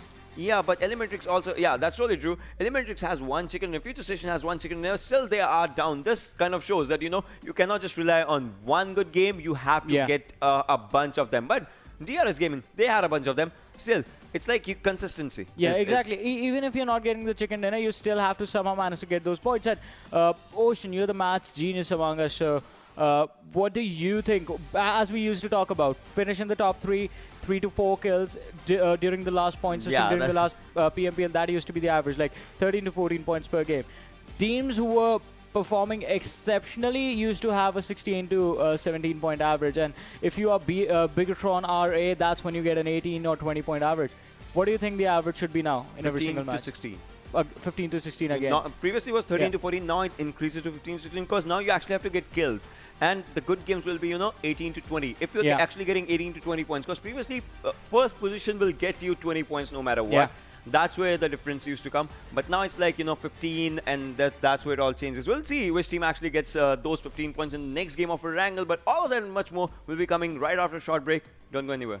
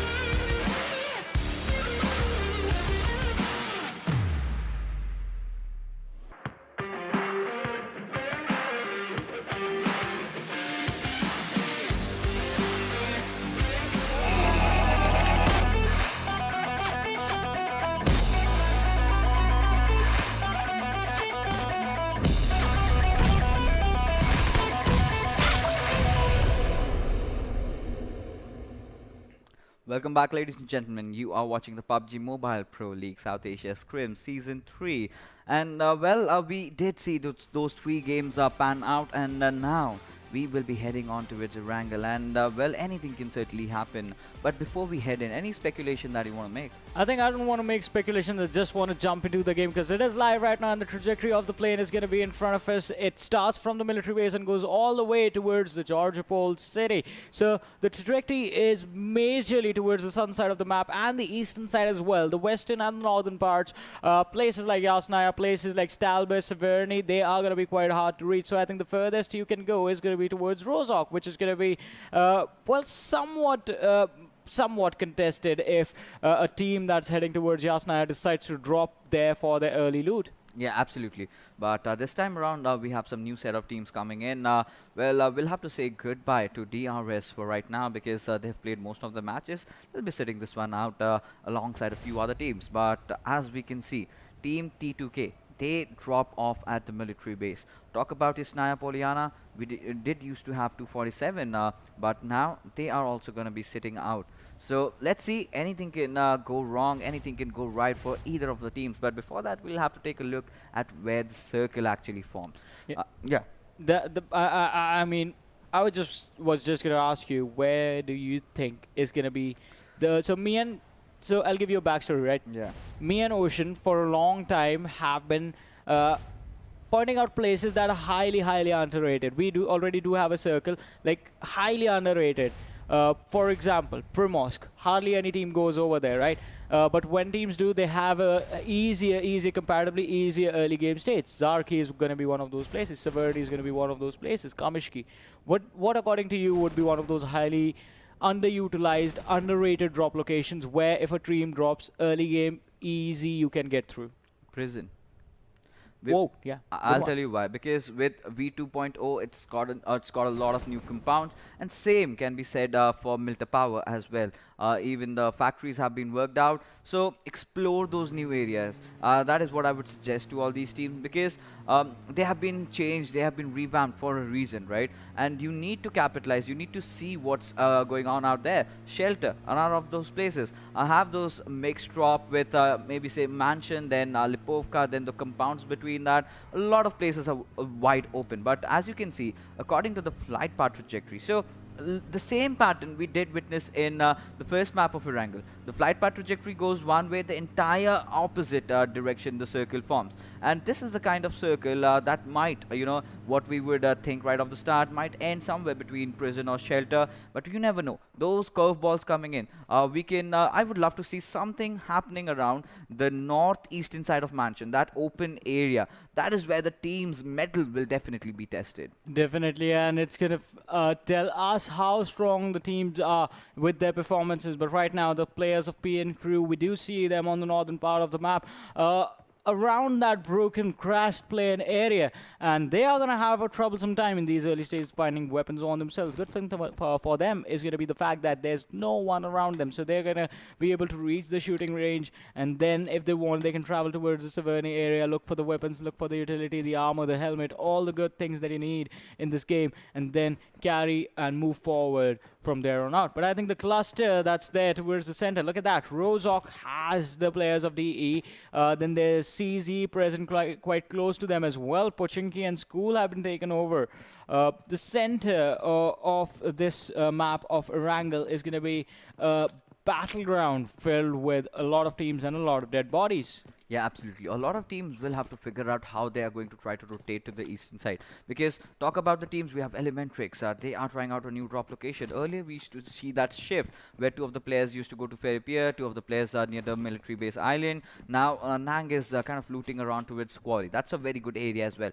INES, they've spread across. And that's a quite similar rotation that I've seen in the previous teams already doing. But now, we might get to see a bit of a kerfuffle between the players of Team VTNxJyanMaara and Team Freestyle over there, FutureStation in fact over there, and Team Stalwarts. If we talk about them, they have also opted for a very unique rotation. All the players going all the way as far as Kameshki. One of the players is in Stalber, one of the players is just below Stalber, and another alongside those certain compounds below Kameshki. Yeah, and well, this is what I was saying. That's a highly underutilized drop location. No one is on the eastern side of the map right now, and that is going to result in Stalwart having a really comfortable early game stage where they can take as much time as they want to loot and figure out where they want to go and where they want to position themselves in the future. But talking about other things, as you pointed out, JyanMaara and FutureStation on the same side of the map. North side of that Georgia Pool City, the northern Georgia Pool City, is where Team Bablu have gone. Like always, like history has so many times showed us, that is going to be the home for Team Bablu. They don't care who goes there. They are just going to drop to their drop location and move out from there. But the first blue zone is coming in slowly and steadily, and we do see the teams go in for that early location. Also, there's going to be a possibility that this circle is going to be ending towards the prison and shelter area. Yeah, absolutely. What other things that I can expect from this map if it takes a southeastern shift? Maybe a Milta Power Circle, maybe somewhere just to the western side, maybe the Milta Power Factory, in fact. That could be really amazing. But now we can see the players of PAINxELMT trying to drive their vehicle inside this warehouse, this big warehouse that we have. And this used to be one of those favorite spots where, Team Freestyle, which is currently known as Team Stalwarts, is, they love to play around this area. The compound just beside it was kind of iconic with what they did in the World League. But as, things are right now, Code Zero, High Voltage have come in, finally joining the battle this time around. And let's see, this is the first map of today's evening, and we'll have to see how they perform in this one. Definitely, we're going to find out how they are going to perform and how the rest of the teams are going to perform as well. High Voltage did not have a fun time in the last one, even though they were picking up fights constantly. They were being pressured a lot. And the team that was pressuring them and the team that picked them off as well is quite close to them. It's the players of DE right next to them. Well, to be more specific, on the northern side of High Voltage. But talking about things on the military island, T2K, they were on the military island and they have finally crossed the bridge and moved over to the main island side. Yeah, absolutely. And Team 7C, I believe they did have a very good game in Vikendi getting that chicken. But Anubis taking down Razu. Again, the woes of Team Sites really continues, and he's being found really off guard. Abut, he'll be making a run for his life, and he'll safely get away. But Razu, he'll be finished off over here. And this still is very worrisome for Team Sides. Yeah, it is going to be a worrisome situation. Just the three-man roster left in this game right now are going to have to rotate. And I think it was quite unfortunate that the players were split up, and that's exactly when the players of R3D caught up to them and started picking them off. Razur being picked off over there is going to be an unfortunate incident, but you've got to learn how to adapt to the situation. If 4 players are what you start with, and all of an instant you lose out on one of your teammates, the other 3 players need to immediately group up, find a location to hide, and then just keep their heads down for as long as they can. Yeah, absolutely. And Team R3D, they are taking their own happy time to loot whatever is left of that fallen player. They're scavenging every single thing that they want from his loot box. But with that being said, Code Zero, they've managed to take the central area. Still, we are still yet to see even a single team taking those eastern side areas. None of them have even capitalized onto its prison. The first circle is closing and a lot of teams are making their rotation inside. INES kind of on the back foot. They have to traverse a lot of ways around to this map. But we can see some kind of fight emerging between Team ElementriX and Team T2K, as if ElementriX decides to take that fight, they certainly can. But with that being said, the first airdrop comes in. M249 is what it contains, but Season, okay, grenading himself out. That's quite some choice. Yeah, that's a quite choice, man. He did not want to take his opponent out, and he got worried as to where he was supposed to throw that explosive, and he was like, all right, I'll take the hit. I'll be the hero this time. But apart from the fun things, I think the revive is going to come in on and his teammates are going to be pretty upset. Why did he waste that utility? It was so precious. Could have utilized that in a better position. But we were talking about Shelter being underutilized. There are 4 teams that are heading towards that location. 2 are already there, 2 are coming in, and more teams are pouring in towards the center of the circle. So it feels like all of a sudden, in an instant, everyone has decided that the priority in this match on Erangel is going to be Shelter. Yes, of course. You know, Shelter, but we've seen a lot of history in Shelter, you know, players kind of trying to block the entrance and then just blow up the vehicles. Then some other team are kind of third parties them. A lot of storyline happens, and this is quite an eventful place. And imagine if the circle kind of ending inside Shelter. And there will be a few teams up above. There might just be that one team down below. Might turn into a heal battle. Anything is absolutely possible. But now all the teams have already rotated in. Stalwarts, they're finished with their loot, and now I think it's safe to assume that they will be taking the compounds of maybe Mansion. Prison still yet to be taken. The second circle has already formed in, and it was a kind of an even shift. Still things being centered around the Shelter area. A lot of teams have chimed in. Now the possibilities open up. Now either we can see a lot of fights happening, or it can just be a stalemate till the next circle really forms. Definitely, and that's going to be quite an unfortunate situation. The stalemate rising in this area. I think gods of Pubg are making up for what happened on Vikendi. They did not intend for the matchup on Vikendi to be that aggressive, but 7C is just bringing in some form of action, taking down one of the players from the side of High Voltage, and they don't have much cover. They are literally fighting out in the open, just spotting out players, hiding inside those compounds and just shooting at them. These guys have all of a sudden become really aggressive. This is not the 7C that we saw during the PMCO. This is a different team. Yeah, absolutely. You know, literally, Well, literally. this is a different team. But Hungry Box and Fear, like I mentioned earlier, they are still there. But with the way they started off the scrims this time around, they were looking very shaky. But I must say, they find themselves back in. They find themselves, getting those pickoffs, getting those kills, eventually getting that chicken dinner. And this is exactly what they needed. Every single time you come into play, you do something that you make yourself feel that you have improved. Some certain areas that you were lacking in, you improvise on them, and that's where it will help you in the long run when the real league goes on. But now the second airdrop comes in, and now it contains a Groza alongside an 8-time scope, a scope that used to be really popular, but as the days went by, teams love the 6 times more than the 8 times. Well, definitely. I mean, you can use it on those snipers. You can put it off on your rifles as well.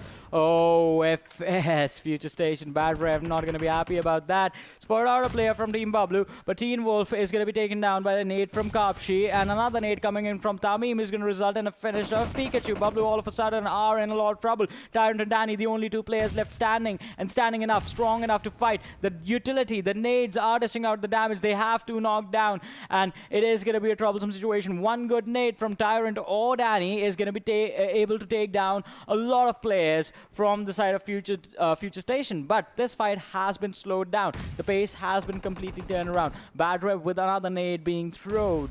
Let's see who is going to be the initial aggressor. The nade being cooked. He is trying to position himself so that as soon as he peeks out, the nade hits its target, but he needs to be careful. If he overdoes it, he's going to be in trouble, but Tyrant takes a Molotov. He's burning alive. He hasn't pushed out of position, goes for the shots to try and stop the rush coming in from the opponent. Danny in the backlines has to provide some cover fire for his teammates, but no, Danny's going to be dropped down low, and I think Bablu, they are done in this one. This fight is going to be taken by the players of FutureStation, and Bablu is not going to be able to do anything about it. The shares are going to be climbed, and Danny is not going to be able to stop them, and he gets finished off. Bablu are going to be the first team to be eliminated in this fight. That was a clean sweep, that was fast, that was quick, that was precise, that was clinical from FutureStation. Right from the first knock that they got onto its Pikachu, they just pushed in. And this is exactly what we wanted to see from these teams. Conviction, you want that spot, just take it. fight for it, at least try. And they tried and they succeeded. And well, with the way they did that, there was one point when Danny's grenade came in and took one of the players of FutureStation down, but it was kind of too late. At that time, it was kind of a 3v2 situation. Teen Wolf was inside that small compounds. A lot of speculations can be made as to why Teen Wolf went into that very small compound with a whole squad charging in on towards him. It was the nade that took him down. And Teen Wolf, his position was also compromised. He should have just gone in with his teammates, or maybe could have just played behind the red house over there. But it's all right. Bablu, they were completely outplayed, and as a result of which FutureStation have taken that very, very crucial compound. But now the shift comes in. It takes a shift towards the southwestern side, goes all the way towards the farm area. Team ElementriX, they are looking really promising with a very, very good position. We'll just have to see how they hold on. Exactly, how they hold on is going to decide whether they're going to survive or not. But FutureStation, after one good fight, they're going to be in some trouble as the players of Venom have spotted them out. And Venom Legends, they take down one and they just fall back immediately. Yes, absolutely. Now, well, we can see some fight happening out there, and Rohan taking that grenade right on his face. Rated, sir. Amazing, amazing entry out there, spotting him out. The Buggy kind of giving away his position. Now, Team PAINxELMT, they are in a bit of a trouble. The Team DEADEYES do exactly know where they are, and they are also taking a fight elsewhere. But Rated, again, going after Dark, and now this is the calling that they needed. They know that they've got 2 players down, 2 more remain. But they might want to get themselves inside the circle, might not want to kind of overextend, but Rated certainly looks like he wants to put up a fight over here. The remainder of the players of Team DEADEYES have chimed in. Any single moment, you know, they can just go for him. And Dark, well, he's been spotted out. The shots are going in. The confirmation will come out, and maybe DEADEYES will want to rotate out. Definitely, they do want to get out of the situation. They haven't spotted out, plus the blue zone is going to come in the next 30 seconds, and they have to make their way in towards the circle. Talking about the circle, ElementriX smack in the middle of this, out in the open. They are going to have to be careful. This circle, this area is going to require a lot of smokes to be present on the players. Ooh, look at that. If you see the minimap, do you see one of the players from the squad of DE moving in all alone? That's Shifu, sir. His teammates are really far away from him. He's going to have no backup if he gets caught off guard, and he's going to be dead. Yeah, absolutely. He might just die, but I think he's being the scout for his team over there, trying to find a perfect area. But right now, VTNxJyanMaara, they've got some unfriendly neighbors out there just beside them. Hungry Box being caught out over there, and he'll be, you know, meeting his makers anytime, as Ghana will just want to confirm his kill. Meanwhile, Mr. Hughes, who takes down Extreme from VTNxJyanMaara, Hungry Box goes down courtesy to Ghana. He's been blown off. He was knocked out. It was a kind of an end road for him over there. But Team 7Cs, somehow they're still managing to survive over there, dropping a few smokes here and there, and try to change their position, maybe get out of here. But what is going to follow them? That is the players of Team PAINxELMT. Might just come in any single moment, but the nade coming in from Ghana, taking down Smokey. Now this is a chance where Team VTNxJyanMaara must capitalize. Exactly, they need to capitalize right now. It's going to be 2 versus 4 situation, but no, Ghana is going to be caught up by the players of PAINxELMT. He's going to be taken down, and that spells trouble for the team. Ghana is on that highest side of the slope. It's going to be an uncomfortable position for him. 7Cs, they get a revive on Smokey. It's going to be a 3v4, but Pain. I think Pain is Element is the squad that's giving a lot of pain to the players of Jyanmara. Samir going for the revive on Ghana is gonna get it. Now they need to heal up. He needs to revive another one of his teammates on the other side who has been knocked down. So Jyanmara in a really bad spot, and his teammate, even though he went for a revive on Ghana, he took a few bullets and now he's out.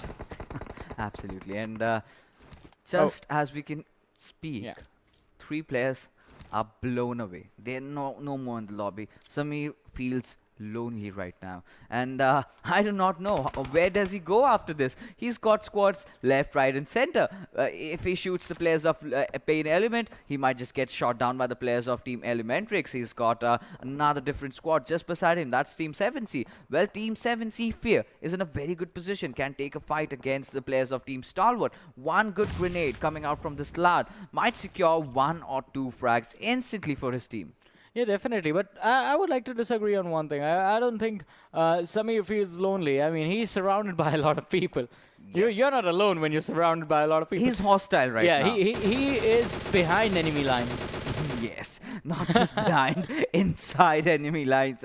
Call it whatever you may call. But now, this is the moment that we've been waiting for, the circle to shift. And, well, Team ElementriX holding on to that position that they have the Visitor, the small shack. They are holding on to it all. Mr. Hyozu, he is kind of a bit too far from his teammate. I just hope blah blah blah can provide that perfect cover fire, but the remainder of the teams have to rotate in.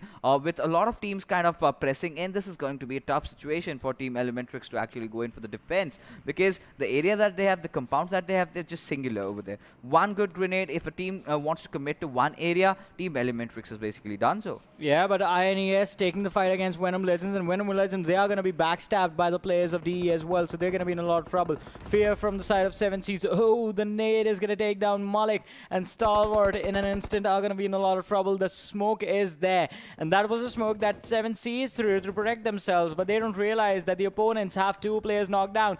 Samir, he is still surviving. He's prone down on the ground, and the players of 7Cs just go away from in front of him, and they don't even spot him out. Samir is going to try and pick up a few kills for himself. The blue zone is coming in. He dished out the damage, but he did give away his location as well. So now it is going to be up to the opponents to somehow manage to capitalize on this. But Frankie from T2K gets up, spots out the player from R3D, goes for a shot, gets a knock, but now falls back since he has to be careful about the other lads inside of that squad house. Yeah, and the best part is the fifth circle has closed in, we still are surviving with 14 teams alive. R3D, they were facing some trouble. One of the players already been taken down. Team Train to Kill has a very good position for themselves. Walker, well, he goes in for the spray, but somehow misses out, and Tier somehow will manage to survive. And Tier, what is he doing? Easier. He's been taken down right now. He can definitely get that kill confirmed for himself. But Walker, he might be in a bit of a trouble. The nade's going in on towards his house. And, well, Anubis also present over there. Now, Tier, his position has been compromised. One low toast grenade, and he might just get blown away as well. Yeah, exactly. He's going to get blown away, but before him, the player of 7Cs are going to be blown away. They get an exit from this game on the 12th position. We're down to 11 team. Oh, they got eliminated on the 13th. High Voltage were 12th. We're down to 11, 34 players alive, and I think in a little while, INES are going to be taken out as well. R3D Walker just securing a kill. His two teammates are knocked out. He's going to have to go for a revive, and that's why the smokes are being tossed to create some sort of a cover for them. And INES, T2K Zod has actually managed to catch the line of sight for them. One good shot, and he can take a knock. And a finish, in fact. Yes, absolutely. And there you go. Well, going in for the revive, that was certainly not a good decision in the favor of Team R3D. They need to make the calculations right. The fifth circle, that's not where you revive. Team Train to Kill, they did have a good position up until now. Now they have to get inside the circle, and now they're in the low ground. INES, if they can hold on a bit longer, they certainly can spot the players of Team T2K with their pants down and maybe take a few shots at them, maybe get a few knocks, but it can be vice versa. On top, in the meanwhile, taking down Orochi, and Shoykot has been brought down by Detron, and Nightwing getting that knock onto its on top. A lot of trade-offs happening over here, a lot of third parties. It's completely being chaotic as still 9 teams remain over there. Zod getting that one knock onto its the players of Team SCYTES, and Phobia, he needs to get back on, but do they have enough time? What Zod is trying to do is trying to flat out their tires so that they do not make it inside the circle. Definitely, and if they do not, that is going to be a troublesome situation for them. But so far, Zod, I think, is just going to try and focus on his own team, on his own teammates, and how they plan on making it. So this circle is out in the open. Look at how many smokes are being tossed by everyone to create the cover, to create the moving space. R3D Walker as well, trying to find a way to get inside the circle. The circle has to be the first priority for everyone, but no, ElementriX, they want to take this fight against A1 Esports. Venom Legends, they get eliminated on the 8th position, down to 7 teams, 22 players in this match. Sunim, he has the barrel in his hands. The players of A1 Esports right in front of him, goes for the shots into the smoke, but is going to miss Shoykot completely. On the other side, 6-9 from A1 Esports. The kill is going to come in for the players of DE. Sunim steps up once again, takes a lot of damage in return though.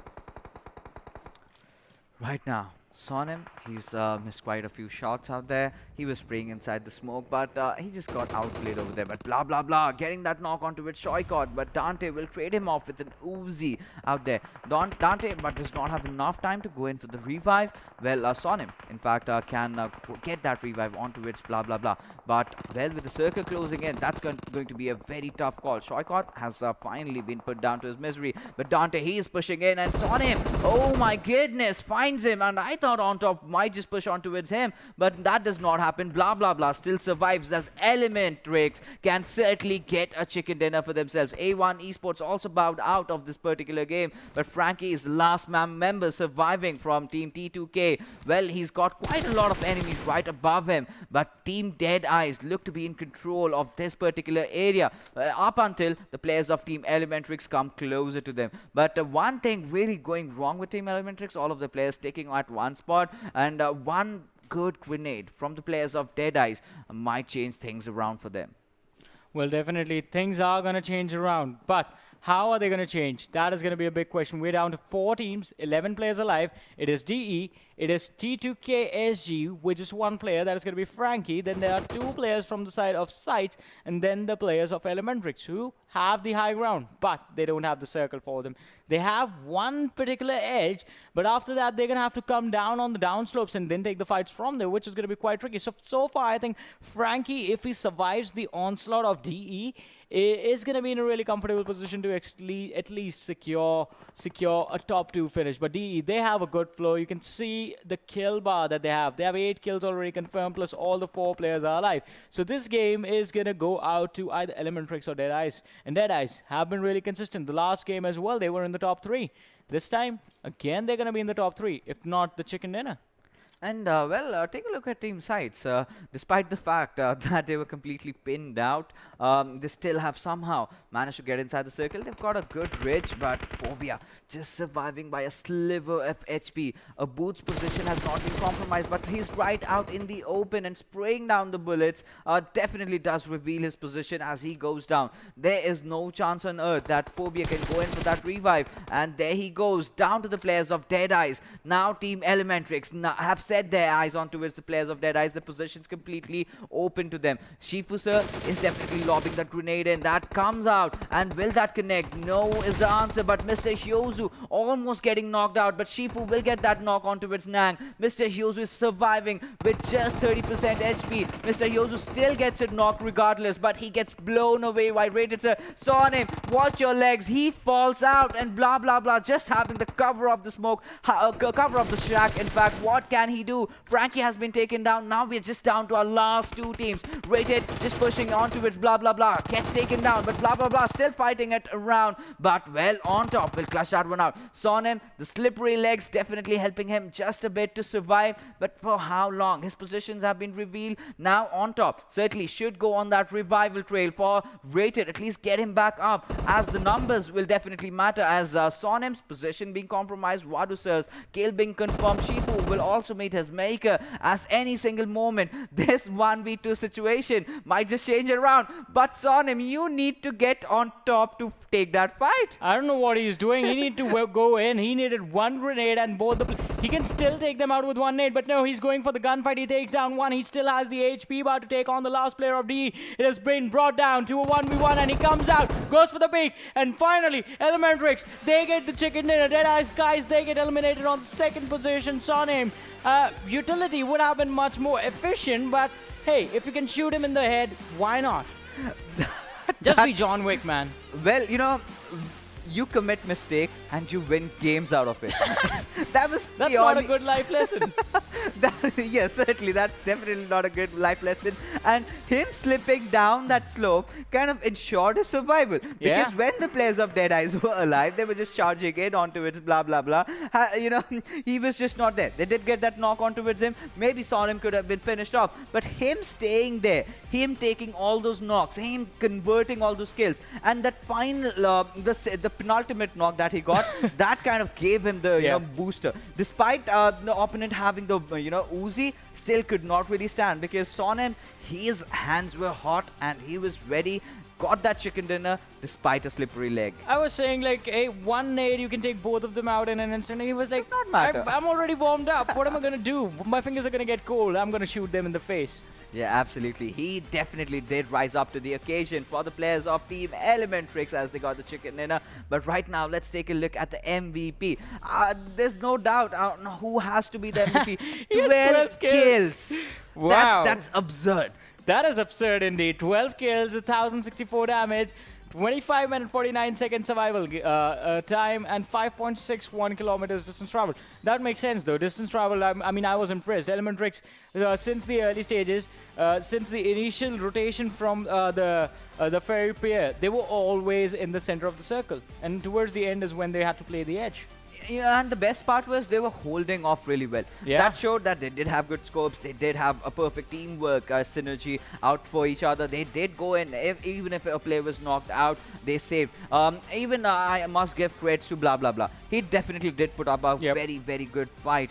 When he also went in for the revival for his teammates. But right now, let's take a look at the top players that will be joining Sonim. That's on top. No second thoughts on that. Even following him up will be rated. We also have blah blah blah, 3 kills and 725 damage. That's also really huge. Mr. Hyozu also chiming in, 3 kills, 603 damage. Team ElementriX and Team Deadeyes have played this game absolutely perfect, but mistakes definitely were committed. See, yeah, mistakes were there. I don't care about that.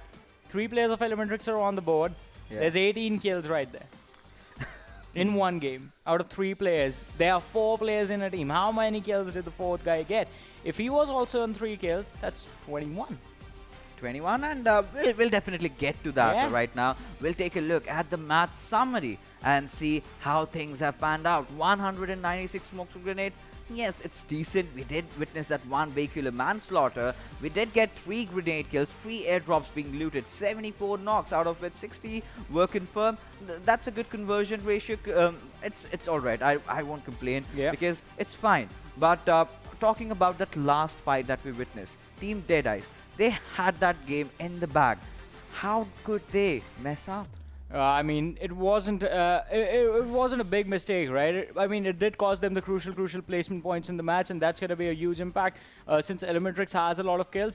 But you never consider the fact that one player is going to pop off that hard in one particular team fight. You never think about that. You're always like, all right, we have the advantage. We can take him out. You never think about the fact, and that is a problem in certain cases, but it's human error.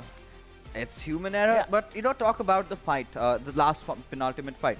Well, Mr. Hyozu went in and he was just blown out alongside Nang. Shifu did an amazing good job at that.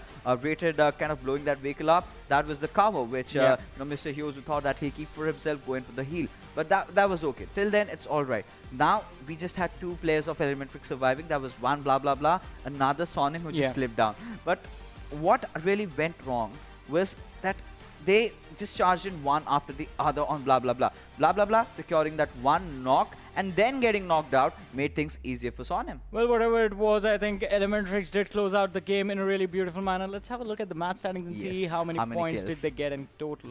Yes, 19. 19. So the last guy had 1 kill. Yeah.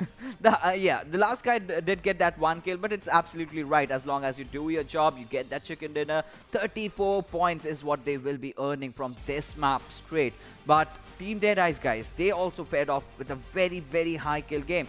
12 kills in the second position, 24 points. Team T2K have definitely stepped up from what I may say from yesterday's performance. They are also looking good with 13 points for themselves. R3D Esports find themselves at a good spot. SCYTES, they've been a team that is kind of focusing more on survival, but they need to understand the new point system does favor the one who's the braver out, who's the braver lot, who goes in for those risky plays. And they need to start taking a few kills here and there. Yeah, they need to start picking up the kills as well this time around. And I think they're still sticking to the same strategy that they used to have during the times of the PMCO Pakistan, when we were still having the old point system. But as you so wonderfully said, the new point system favors the braver players. But Team Bablu, quite unfortunate, 0 points for them. Rest of the teams did actually manage to get at least 1 or 2 kills, as you do see. JyanMaara, CZxHIGHVOLTAGE, PAINxELMT over there. And then we come down to PN Stalwart and HIGHVOLTAGE, who also had an early exit but did not get any kills.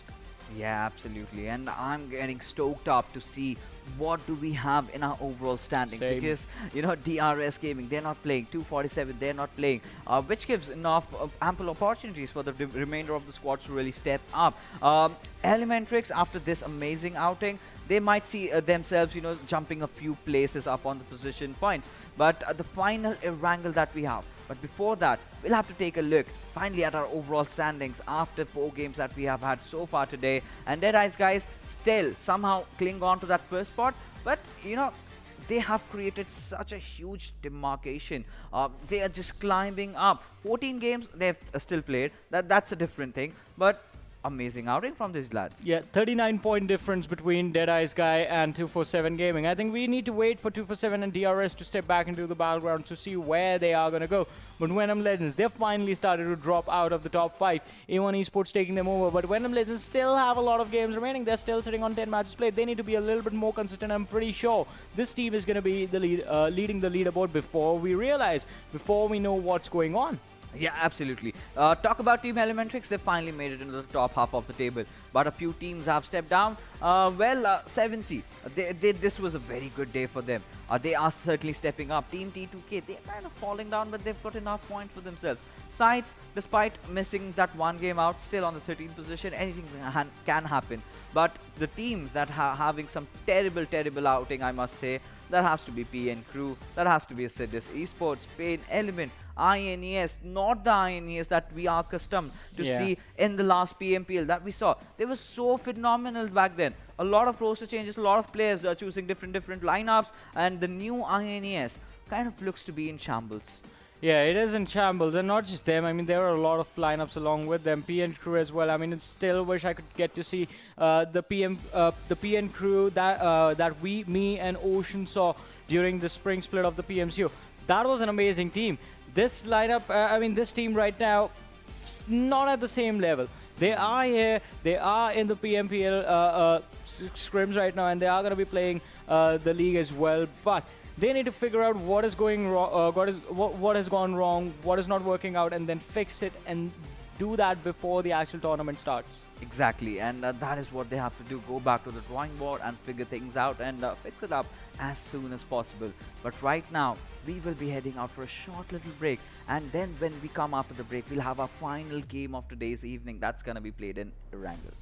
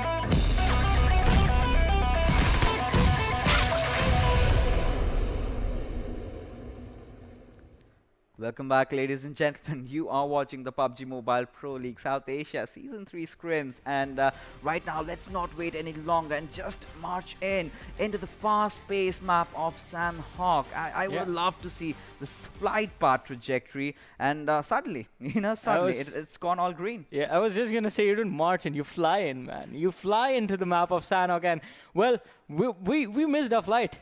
The players are already there. The party started. It was a northern position flight path, started from Mong Nai and went towards the Camp Alpha Island, where we do see a lot of players heading right now. But the circle is going to be centered around the quarry area.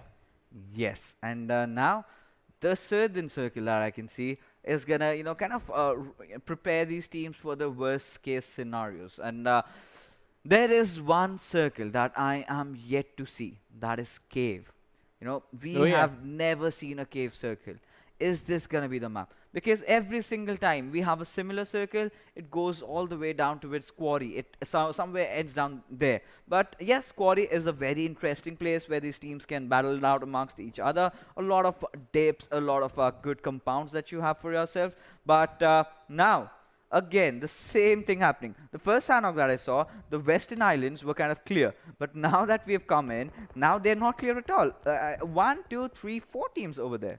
Definitely, and it is going to be quite intense because now these 4 teams are going to have to cross over and get inside the circle. I think one team that's going to have a really good time, in fact, make that 2, is going to be INES, who have gone for the eastern edge towards Kampong and Lakavi and the city of Painan, where Team Bablu resides right now. So those 2 areas are going to be really good, and the teams are going to have a pretty easy time in the early game stages. But let's see how the game turns out, because R3D, once again, can be caught off guard by the players of FutureStation, who are present towards the cave area, but R3D, they have gone towards Camp Charlie. Yeah, they've taken that plunge towards Camp Charlie.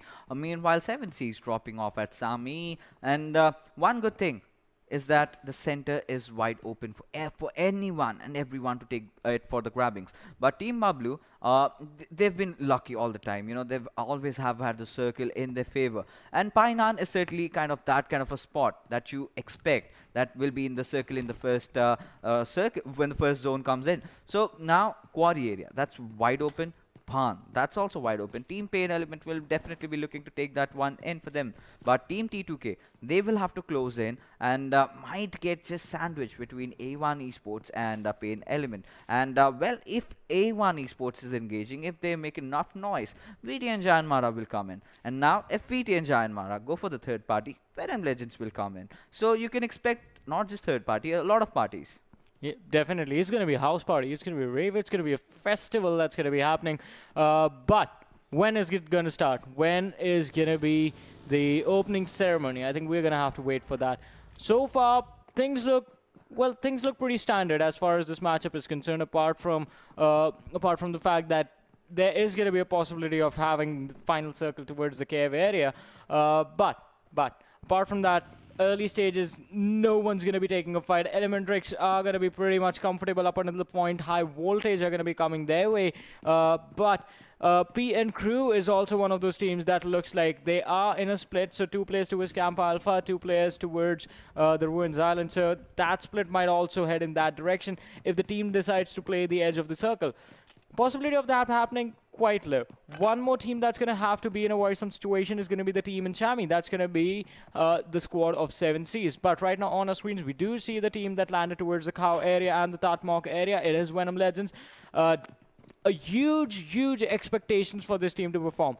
They are performing, but consistency still needs to be there. They are 4 games behind the teams above them. And those 4 games are going to be really crucial since now the other teams are sitting out. Yeah, absolutely. Now that you've mentioned a lot of parties, I was so looking forward to it. Imagine you go to a party and you just get murdered out there. That's a game of PUBG Mobile, man. That's you trying to go for a third party. Yeah. Absolutely. But if you take a look at the circle that we have, Quarry is an area where FutureStation have already gotten themselves into.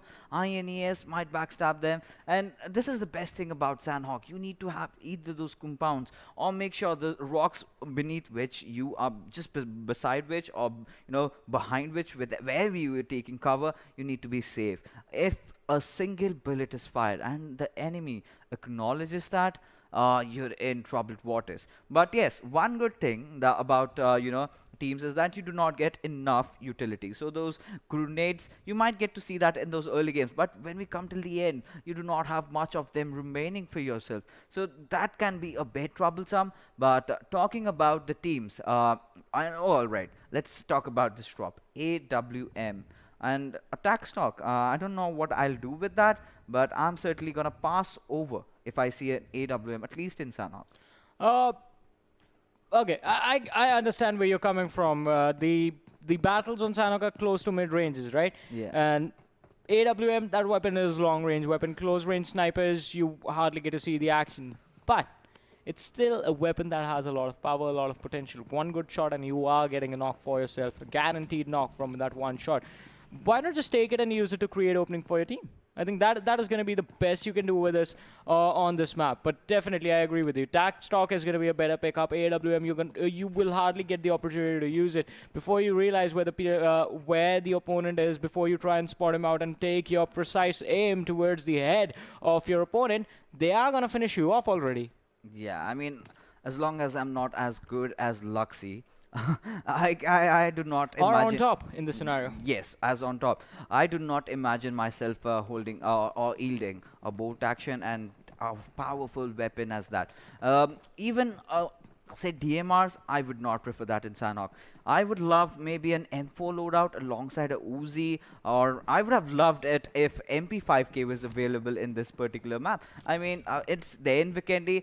It's kind of like the big brother of Uzi, in which you can attach scopes as well and gets you a higher mag, and that's a very good weapon. And imagine that being in Sanhok. Yes, we do have a lot of we do see a lot of vector usage over there, but in this meta, in the South Asian region and in the Pakistani region meta, we haven't seen much out of Vector. Uzi has always been there, but Vector has been kind of missing. Yeah, Vector has been missing. I mean, Uzi with the rate of fire is definitely going to be a weapon that the people prefer, right? Or else you could go for Barrel. Barrel is definitely going to be the better choice, man. The rate of fire is there, the damage is there. The range is also going to be present, definitely.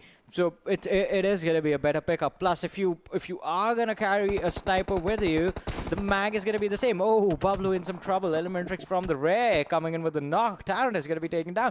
They were totally tunnel vision on the team in front of them. No one was looking at the back. Yes, exactly. This is what happens in Sanhok, right? You try to take a fight in the open, someone or the other just spots you out and takes you down. Anubis getting that kill confirmed onto its Tamim and Kashif.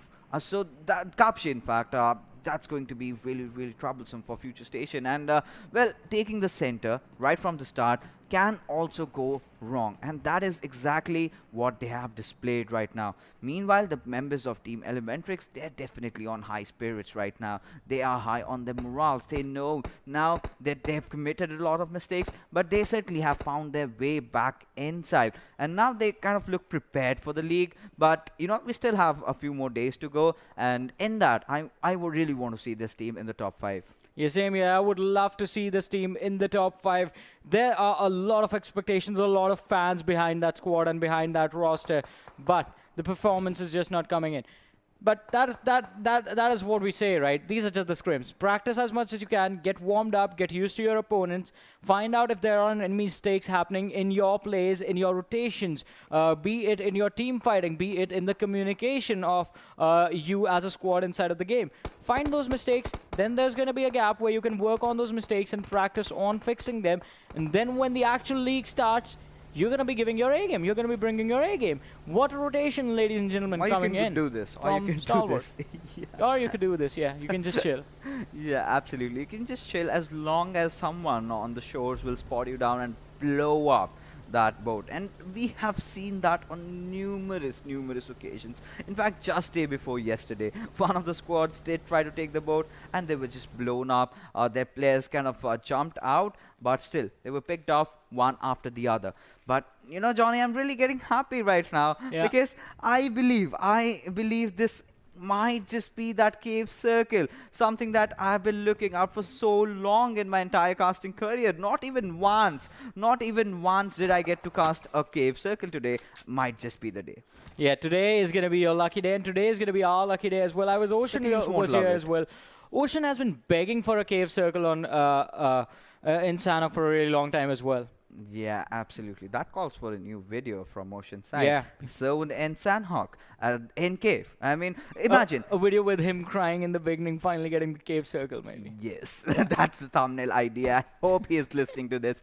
But, you know, imagine if actually we do have our wishes granted, we get a cave circle. How would you approach it? Oh, that is a long story, You have to take a leap of faith. Literally. But yeah, go for the leap of faith. Try and see. Well, it is going to be a risky move to be on the insides, right? The exits are choke points. The teams, once they get a high ground, it's literally, you've heard the saying, right? Shooting fish in the barrel. Well, you are going to be the fish. Yeah. And you never want to be the fish.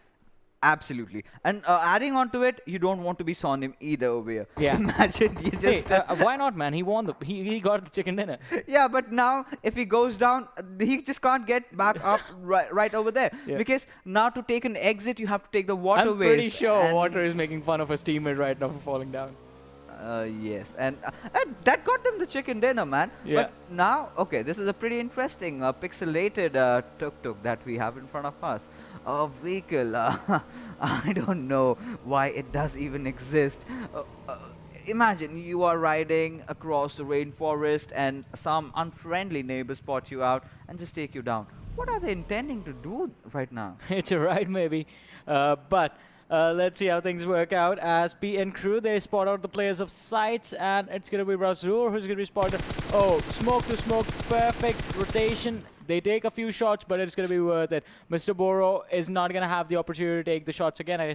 Why are you still looking at the older smokes? They are moving up ahead. You saw two people run out.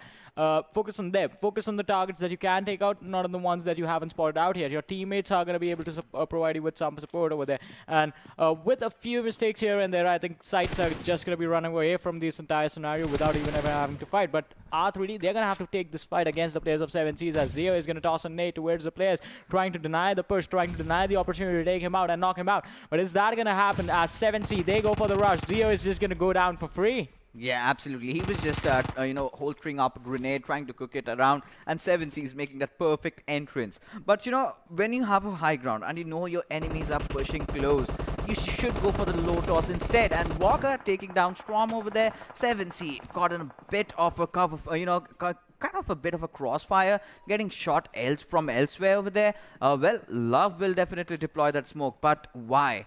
Why would you put a smoke over there? And that's going to raise questions, provided that you have just limited numbers, but still somehow 7Cs. Well, why did he want to punch his teammate? Now this is a good smoke. Why you got knocked down, man? Why? At this situation, why, my friend? Yeah, you got to punish them. But you punish your own teammates. But I think R3D, they still have the opportunity to bring this fight and turn it around, if I'm being honest. The only thing they need to worry about is not to get sandwiched between two different teams, which they are doing right now. The smoke is being thrown by Anubis. He's going to get a revive on his teammates, and he's thrown enough smokes to deny the opportunity for 7Cs to come in for the fight. But 7Cs is using their own smokes against them. They are going for the rush. Smokey version 2.0 is pretty deadly. He's like the Matrix reloaded. Yeah, absolutely. And he does find that one good knock onto his Anubis, and that smoke kind of revealed his entire position. Of course, the revival out there was completely out of the picture, but Anubis goes down, and so does Joker, and with that, R3D Esports kind of bite the dust. Poison, in the meanwhile, taking down Steel Shot, the last player, and FutureStation Gaming get eliminated at the 15th position. Team T2K Zod getting a few knocks here and there, and suddenly my heart starts breaking yet again. I mean, the circle is going away from Cave. Yeah, the circle is gonna go away from Cave, man. We never get what we want. I wanted a castle circle in Vikendi. That did not happen. It was teasing us till the very last moment, and then it went away. That's what happened with you right now. You want circle, it's not going to go there. But we do get a lot of fights that are happening right now. PAINxELMT, they are taking a lot of damage from the players of Stalwart, and even though Blade is quite low, the entire team is moving along with each other. It's like a wave that's going to come in, swoop upon the players of PAINxELMT, and then finish them off. Yeah, absolutely. And Stalwart's making quite a ballsy move out there, I must say, because, you know, you're going right out in the open, in those white sands, you can get easily spotted. 7C, if they want, they can spot them down. But, well, they did deploy the smoke, and I get the reason. They want to go in for the route. This is totally understandable, but at the same time, if someone spots you from far, they see a smoke right in the far, they might just spray in and you might get caught out. But a lot of teams will be getting finished over here, right as they try to enter in from the northeastern side. A1 Esports has a good chance to get a lot of kills for themselves. VTNxJyanMaara trying to enter in. On the backlines, we have the players of DEADEYES, Venom Legends. One of their players got down over there. They have to rotate from Kampong, but how will they? Provided INES has a very good high ground advantage for themselves. Yeah, a really good advantage, but JyanMaara, they need to be careful. Oh, Gunner spots one out, goes for the knock, and he's going to get that as well on the player of T2K. Zod got out in the open in the middle of nowhere. His teammate, Nobita, look at that, on the low ground, just hiding behind a rock. And VTNxJyanMaara, even they need to be careful because the players of DE are going to come in and decide that they want to be part of the action. And there are a lot of teams right now holding on to that eastern edge of the circle. So all these teams are going to be coming in together, and that's when things are going to get a lot more interesting because the rotations are going to happen at the same time. That means all of them are going to spot each other out. And what you saw in front of your eyes right now is what is going to be the end result. Teams taking each other out in the middle of nowhere. We did see one more squad go down. A1 Esports in some trouble. JyanMaara Samir trying to get to his teammate to go for the revive. He's going to take a lot of damage, and his location has been revealed as well. The teammate did drop a smoke for him to pop and then give him the revive. But one blind spray or one nade or one molotov and both these players are out. Yeah, exactly. The outpost has its own set of pros and cons. As long as you're not spotted down, you get a lot of vision for yourself. But once you get spotted out and you get knocked out, that's a really troublesome situation for you. I get to see those two bikes, and in Sanhok, I would love to see it fly. And we talk about things flying. My dreams have flown away into thin air, as finally we can see the shift. And well, Team PN, they will be the happy men over there, having the blessings of the circle, have a lot of areas to rotate here and there. But Team Sides, if they've got that high ground, they can look to punish Team PN crew. And Bablu having that one compound inside the circle, oh, that's looking really promising for them. Yeah, it is looking really promising. I mean, they have had, I think, by far the shortest rotation, don't they? They moved from Pine on to just the southern side. Oh, Kashu just emptying out literally the entire clip of the M4 with the 3x on the player of Venom Legends, and he caught, what, one bullet? But INES from the other side, they're going to be like, hey, you pointed out an opponent and we are going to take the kill.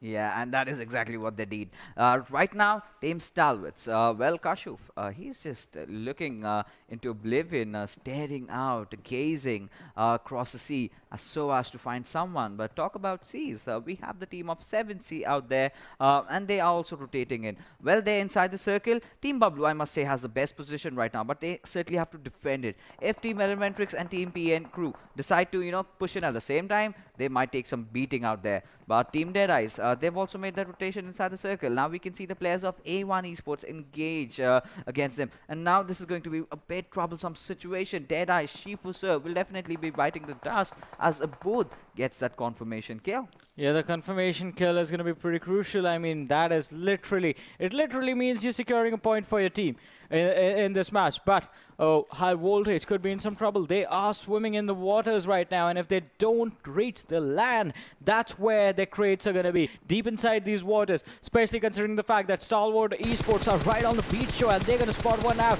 The shot's being fired on Aussie. He's going to be in some trouble. Kashuf, once again, not getting the finish, but he needs to be aware of the other teams that are present close by. All the players of High Voltage are in there. ElementriX coming in from the high ground as well. This is going to be chaos, ladies and gentlemen, and it's going to be total uninterrupted, unadulterated chaos. Look at that. Kashuf being taken down by the players of ElementriX. You thought you had spotted out one of the teams that was weakened up. No, it's you who have stepped into a bad position. Take this, INES are going to be part of the action as well. Yes, absolutely. That there is some massacre going on. Every single player going down one after the other, and Team ElementriX will definitely confirm all those kills onto which the players of Stalwart. And well, they have got their eyes set onto which the players of Stalwart and will go in for the remainder players. Well, somehow they're still surviving, two of them. But now Team ElementriX, that's a good decision to just back out. One of the teammates has been taken down. They will be revived in the due course of time. But Malik and Blade, they have to make a huge long rotation. But do they have enough first aids backing them up? And well, Blade has been taken down from the far off prey. Malik, the last member surviving. How long can he though? That's the big question as the circle completely shifts from around them. And well, Bablu, they still are inside the zone. DEADEYES has a very good chance of making that quick rotation all the way up on top. And on top is a certain man that has to make that rotation and clear the areas. He knows that if he gets there, if he gets a good control over the high ground, then this chicken dinner might be for DEADEYES.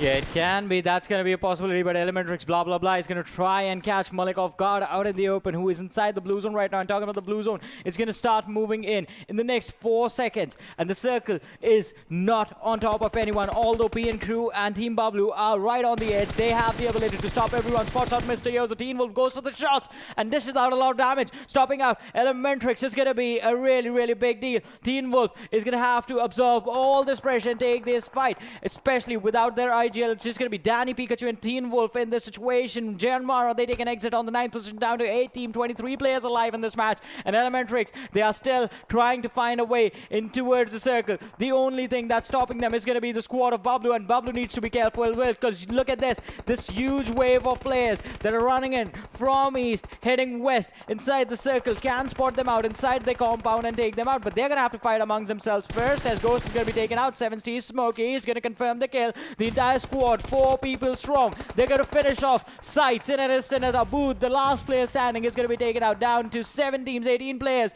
and 7C is in some trouble, as well as PN Crew become part of the action. It's going to be down to Hungrybox and Smokey. Look at that. Malik from Stalwart, he was trying to survive. He was the last man for his team, and with that, Stalwart also get eliminated. 7C, they are going to be taken out in a few moments, but also A1 Esports were taken out on the 6th position, down to 5 teams, 13 players alive. Season from PN Crew is going to take a lot of damage from DE's Vaduse, who are still in this game with just 2 players. I'm sorry, it's 3 players. It's Rated, it's Vadu, and it's on top from the side of DE, who still survive.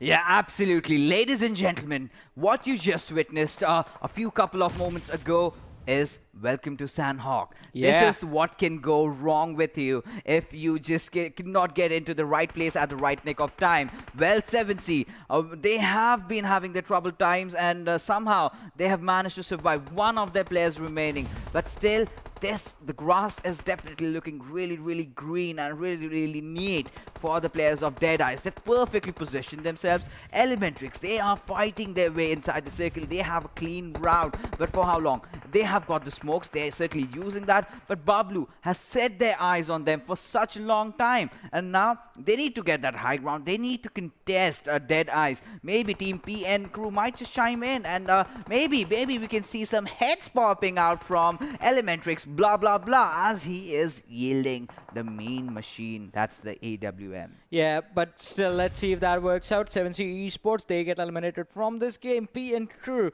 still being a part of the final situation, so it's going to be a 3 versus 2 versus 2 versus 4 situation. Out of all the squads, ElementriX is the team with all the 4 players in this fight, and they have managed to secure the, well, now it's going to be unfortunate. They secured the western edge. The circle moves east.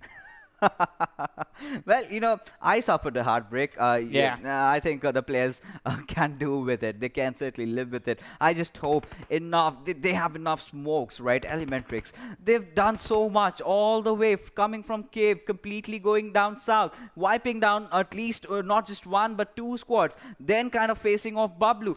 dodging them. They went to the western side. They've been doing so much. And now, suddenly, everything now again comes down to getting inside the circle. And with DEADEYES having a very, very good vantage point, it looks so difficult for them. Unless and until the players of Team PN kind of poke the players of DEADEYES and get a few knocks. That is the perfect window of opportunity that ElementriX has to use. But still, you can never rule out the players of Bablu. And now On Top has gotten that knock onto its season. Will want to confirm that kill in an instant. But, well, Danny comes in out of nowhere. Yeah, with a nade, just secures the kill of the player of PN. Sandesh is going to be the last man surviving inside of the blue zone. He has a first aid kit. He has a lot of heals.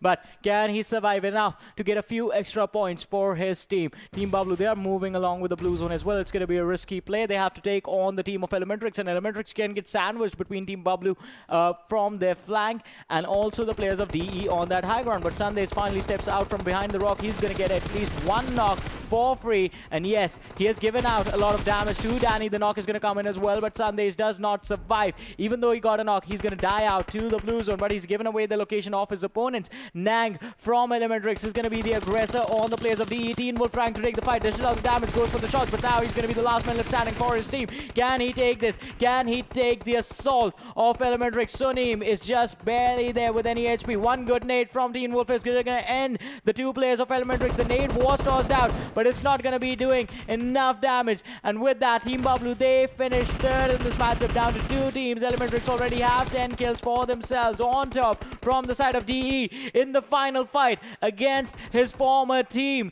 It is going to be a high pressure situation considering the fact that ElementriX are once again about to be 4-man strong. It's going to be a 4v2 in the final fight. Team ElementriX, what a storyline. Talk about comebacks. That's Team ElementriX for you. Experience, valor, courage, grit, determination, everything comes down. But On Top, taking down blah blah blah, but gets traded off. Sonim is doing so much. Vanusa, the last surviving member, but will not survive for long as Team ElementriX go on a chicken dinner spree with getting back-to-back chicken dinners for themselves. What an amazing, amazing outing from this lad. Talk about Team ElementriX. This last game, you can say the circle did favor them, but this time around, they did absolutely every single thing right. Everything was stacked up against them. Yeah. Still, they held on. They did not flinch even a bit and managed themselves yet another chicken dinner. An amazing, amazing performance. So wonderfully, as you said, back-to-back chicken dinners. We were questioning why is this team, why is one of the biggest names, one of the biggest teams from South Asia region not performing? Well, the answer is they were trying to fix what we said. Fix your mistakes. They fixed their mistakes, and this is it. This is the ElementriX that everyone wanted to see. The dominant performance from an experienced set of players. And I guess if they play like this along in the league as well, then they are probably going to take the trophy. Because look at that, as you so wonderfully said, the odds were stacked against them. They are on the low ground. There's one team with 3 players on the high ground. There's a team on the flank, that's Team Bablu, and they can get sandwiched with the way they were moving. Oh my goodness. Now, ladies and gentlemen, let's take a look at the MVP of this game and see which was that one player from ElementriX, I believe, and that is Nang. 5 kills, 590 damage, survival time of 25 minutes, distance covered 4.11 kilometers. Johnny. Yeah. Team ElementriX, newly formed roster, new players coming in, a lot of critics, a lot of speculations were definitely raised, and one thing for everybody. You know, when the first day started off, I saw a lot of players, a lot of, people were, a lot of fans, that they love their squad, they love their team, ElementriX. They were raising questions. Why this player? Why that player? Why Sonim? Why Nang? And now it perfectly makes sense. Every single, speculation have been shut off. Yeah. All the critics, everything have just been shut down over there. But right now, we will take a look at the top 5 players, and there you go. 7C, Mr. Smokey. He's also one of the players that's really rising, and I'm definitely gonna look out for this guy. Yeah, definitely. Even me. I mean, Smokey has been performing amazing this time in the scrims. Along with that, we have these on top in there. Then we have Blade from Stalwart, and 7C Hungry Box is going to be a part of the top 5 as well. Yes, absolutely. Hungry Box always being there. You know, even in the PMCO, the South Asian version, they were doing amazing. Seven Seas, they are synonymous with the map of Vikendi, and they did prove that one. And well, Deadeyes. This has always been that one squad that has been very, very promising, sticking onto a roster on top. Well, he was formerly in ElementriX, now he gets here and he is also performing. But now let's take a look at the match summary and see as to how the games are going on. And well, 102 smokes and grenades in Sanhok is certainly an improvement. Yeah, definitely. Usually we get to see like, what, 80, 70 around. But even more impressive is going to be the conversion ratio, man. Look at it. 57 knocks, 54 kills were confirmed in this game. 13 headshots, 1 grenade kill, 1 airdrop looted. That was the AWM that we got to see in the action. Yes, and that was blah blah blah yielding that, but we did not get to see enough knocks, and that's totally understandable, provided the way they took the fights does not matter. It was just, you know, a weapon that he was just showing off. He had a beautiful skin attached to that also. But, you know, talk about the knocks and the kills. 57 knocks and 54 being converted, a very good conversion ratio. And, you know, I loved what happened. I loved how things panned out, despite not me getting that cave circle that I wanted. You know, I have seen, you know, I get my, you know, people slide into the DMs, they kind of ask as to what are your opinions about ElementriX, what about their roster, every single thing. I can imagine the amount of pressure that Mr. Hyozu might have been. And now I think he just has one simple answer. Shh. Well, I guess he can shush his, the people, but apart from that, I think it makes sense, right? Because earlier on, if you saw ElementriX play, it was just Mr. Hyozu pushing in alone, and his teammates would be there for the support. He would scout out the opponents, he would be the initial aggressors, and he would draw all the attention to one direction. He's the dark horse. Yeah, he would draw all the attention to him, and his teammates would flank. Now it's not just one guy. Now it's a 2-2 split. It's Mr. Hyozu and Nang pushing in from one side, and then Sonim and blah blah blah. They just decide wherever they want to go. So it works out. Yeah, absolutely. It definitely does work out. And let's take a look at the map standings and see how many kills have the boys gotten themselves this time around. It's 12.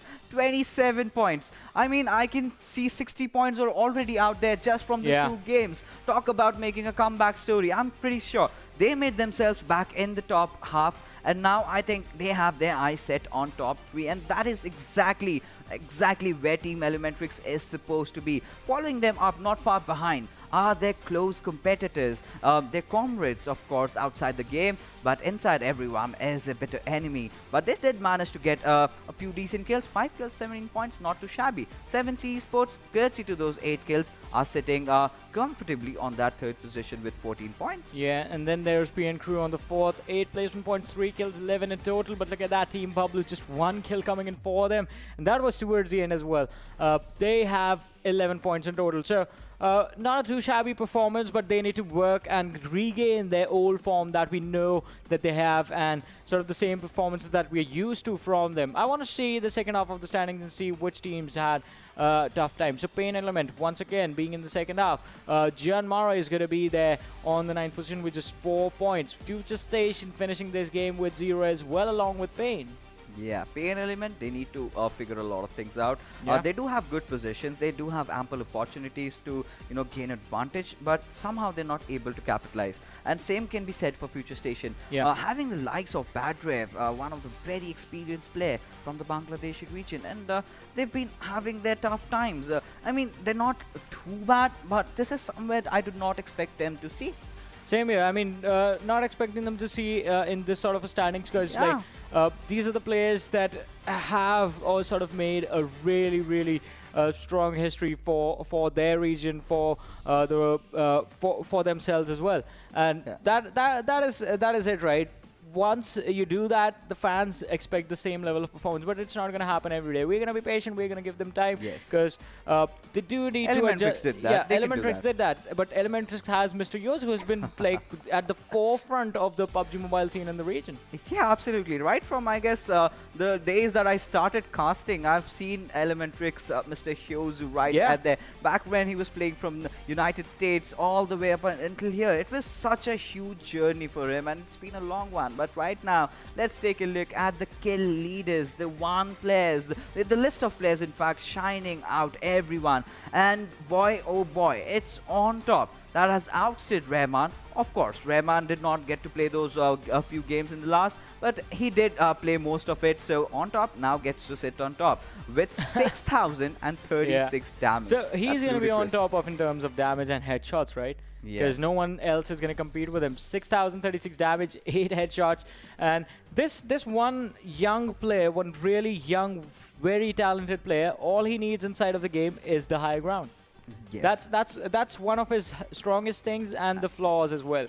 Because on the low ground situation, he needs support from his teammate to be able to fight. I mean, everyone does. But if this player gets a high ground advantage against you, he is going to destroy an entire squad by himself. Have seen him do that.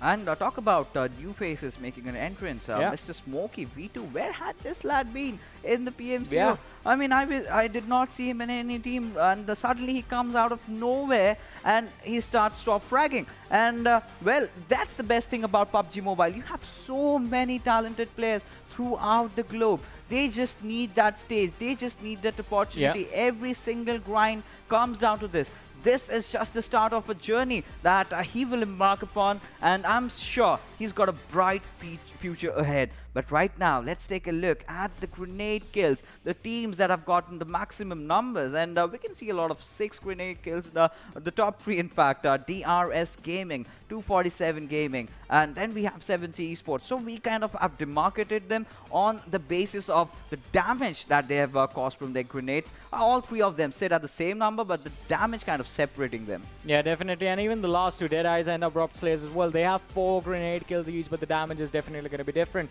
But amazing performance and a complete recovery. Mr. Smokey, where were you, man? Where were you? Absolutely. You know, not just Mr. Smokey. There are so many talents that we are getting to see. Talk about 7C Spear, that clutch that he pulled off yesterday. Of course, we did see him in PMCO, but suddenly those kind of the plays are what we live for. That is what keeps us running. That is what gives us the adrenaline, just to shout out and just, you know, burst our lung. I mean, not really go that far, but it's all right. But now is the moment that we've all been waiting for, Johnny. The overall standings. Overall standings after the last game of today, and we know, Deadeye guys, 182 points. Now the lead is pretty massive. It's really big. Team Bablu as well. Good surprise seeing them within the top 3, 125 points. But then DRS Gaming, they're going to come back and play their matches tomorrow and I think steal the position away from the squad of Team Bablu and 247 as well, because the difference is not that big. But look at that, ElementriX inside of the top 6. 11 games. 11 games, yeah. They still have to, they still have got 4 games to catch up to Deadeyes, guys. And with the kind of, performance that they're putting up, I'm certain they definitely can do. But one thing for certain, imagine this situation. Now, they've gotten 3 chicken dinners for themselves. Yeah. This number is cursed. They need to get another chicken dinner. It's just like a game of Ludo. Have 3 6s in a row, then you just kind of messed up. So Team ElementriX will have to figure themselves another chicken dinner to get back on, to get themselves again running through in the same winning ways that they've gotten themselves for. But DRS Gaming, they are like a sinking ship, falling down one after the other. Team Bablu, they definitely have stepped up, 3rd position, but 15 games played. Yeah, 15 games played, so the opportunity is not going to be there. And same can be said for Deadeye's guy. In the last match that they have, they need to put up an amazing and immaculate performance so that the gap becomes so big that no one is able to catch up to them. Otherwise, squads like ElementriX and DRS are just going to take the 1st position away. Yeah, absolutely. Even 7C, they've played 11 games. They are still in the top half of the table. But as we move on further, well, Assiduous Esports. First day was very disappointing. Somehow they've managed to pick themselves back up. They're doing decent, but I just hope they be well prepared. Team Sites, 10 games played. That should have been 11, provided they missed out on 1 game. But 79 points. Considering they are the champions of PMCO Pakistan, that's definitely not where I want to see them. Definitely. I mean, you expect a lot from this team, but for Sites, I have to say this, right? You want to remember how the standings went, right? We did not even realize where this team came from, and they were, well, the champions, as you said, and finished on the 1st position. So they have a really weird approach wherein they play slow and steady, but it works. Slow and steady wins the race, and they won that race.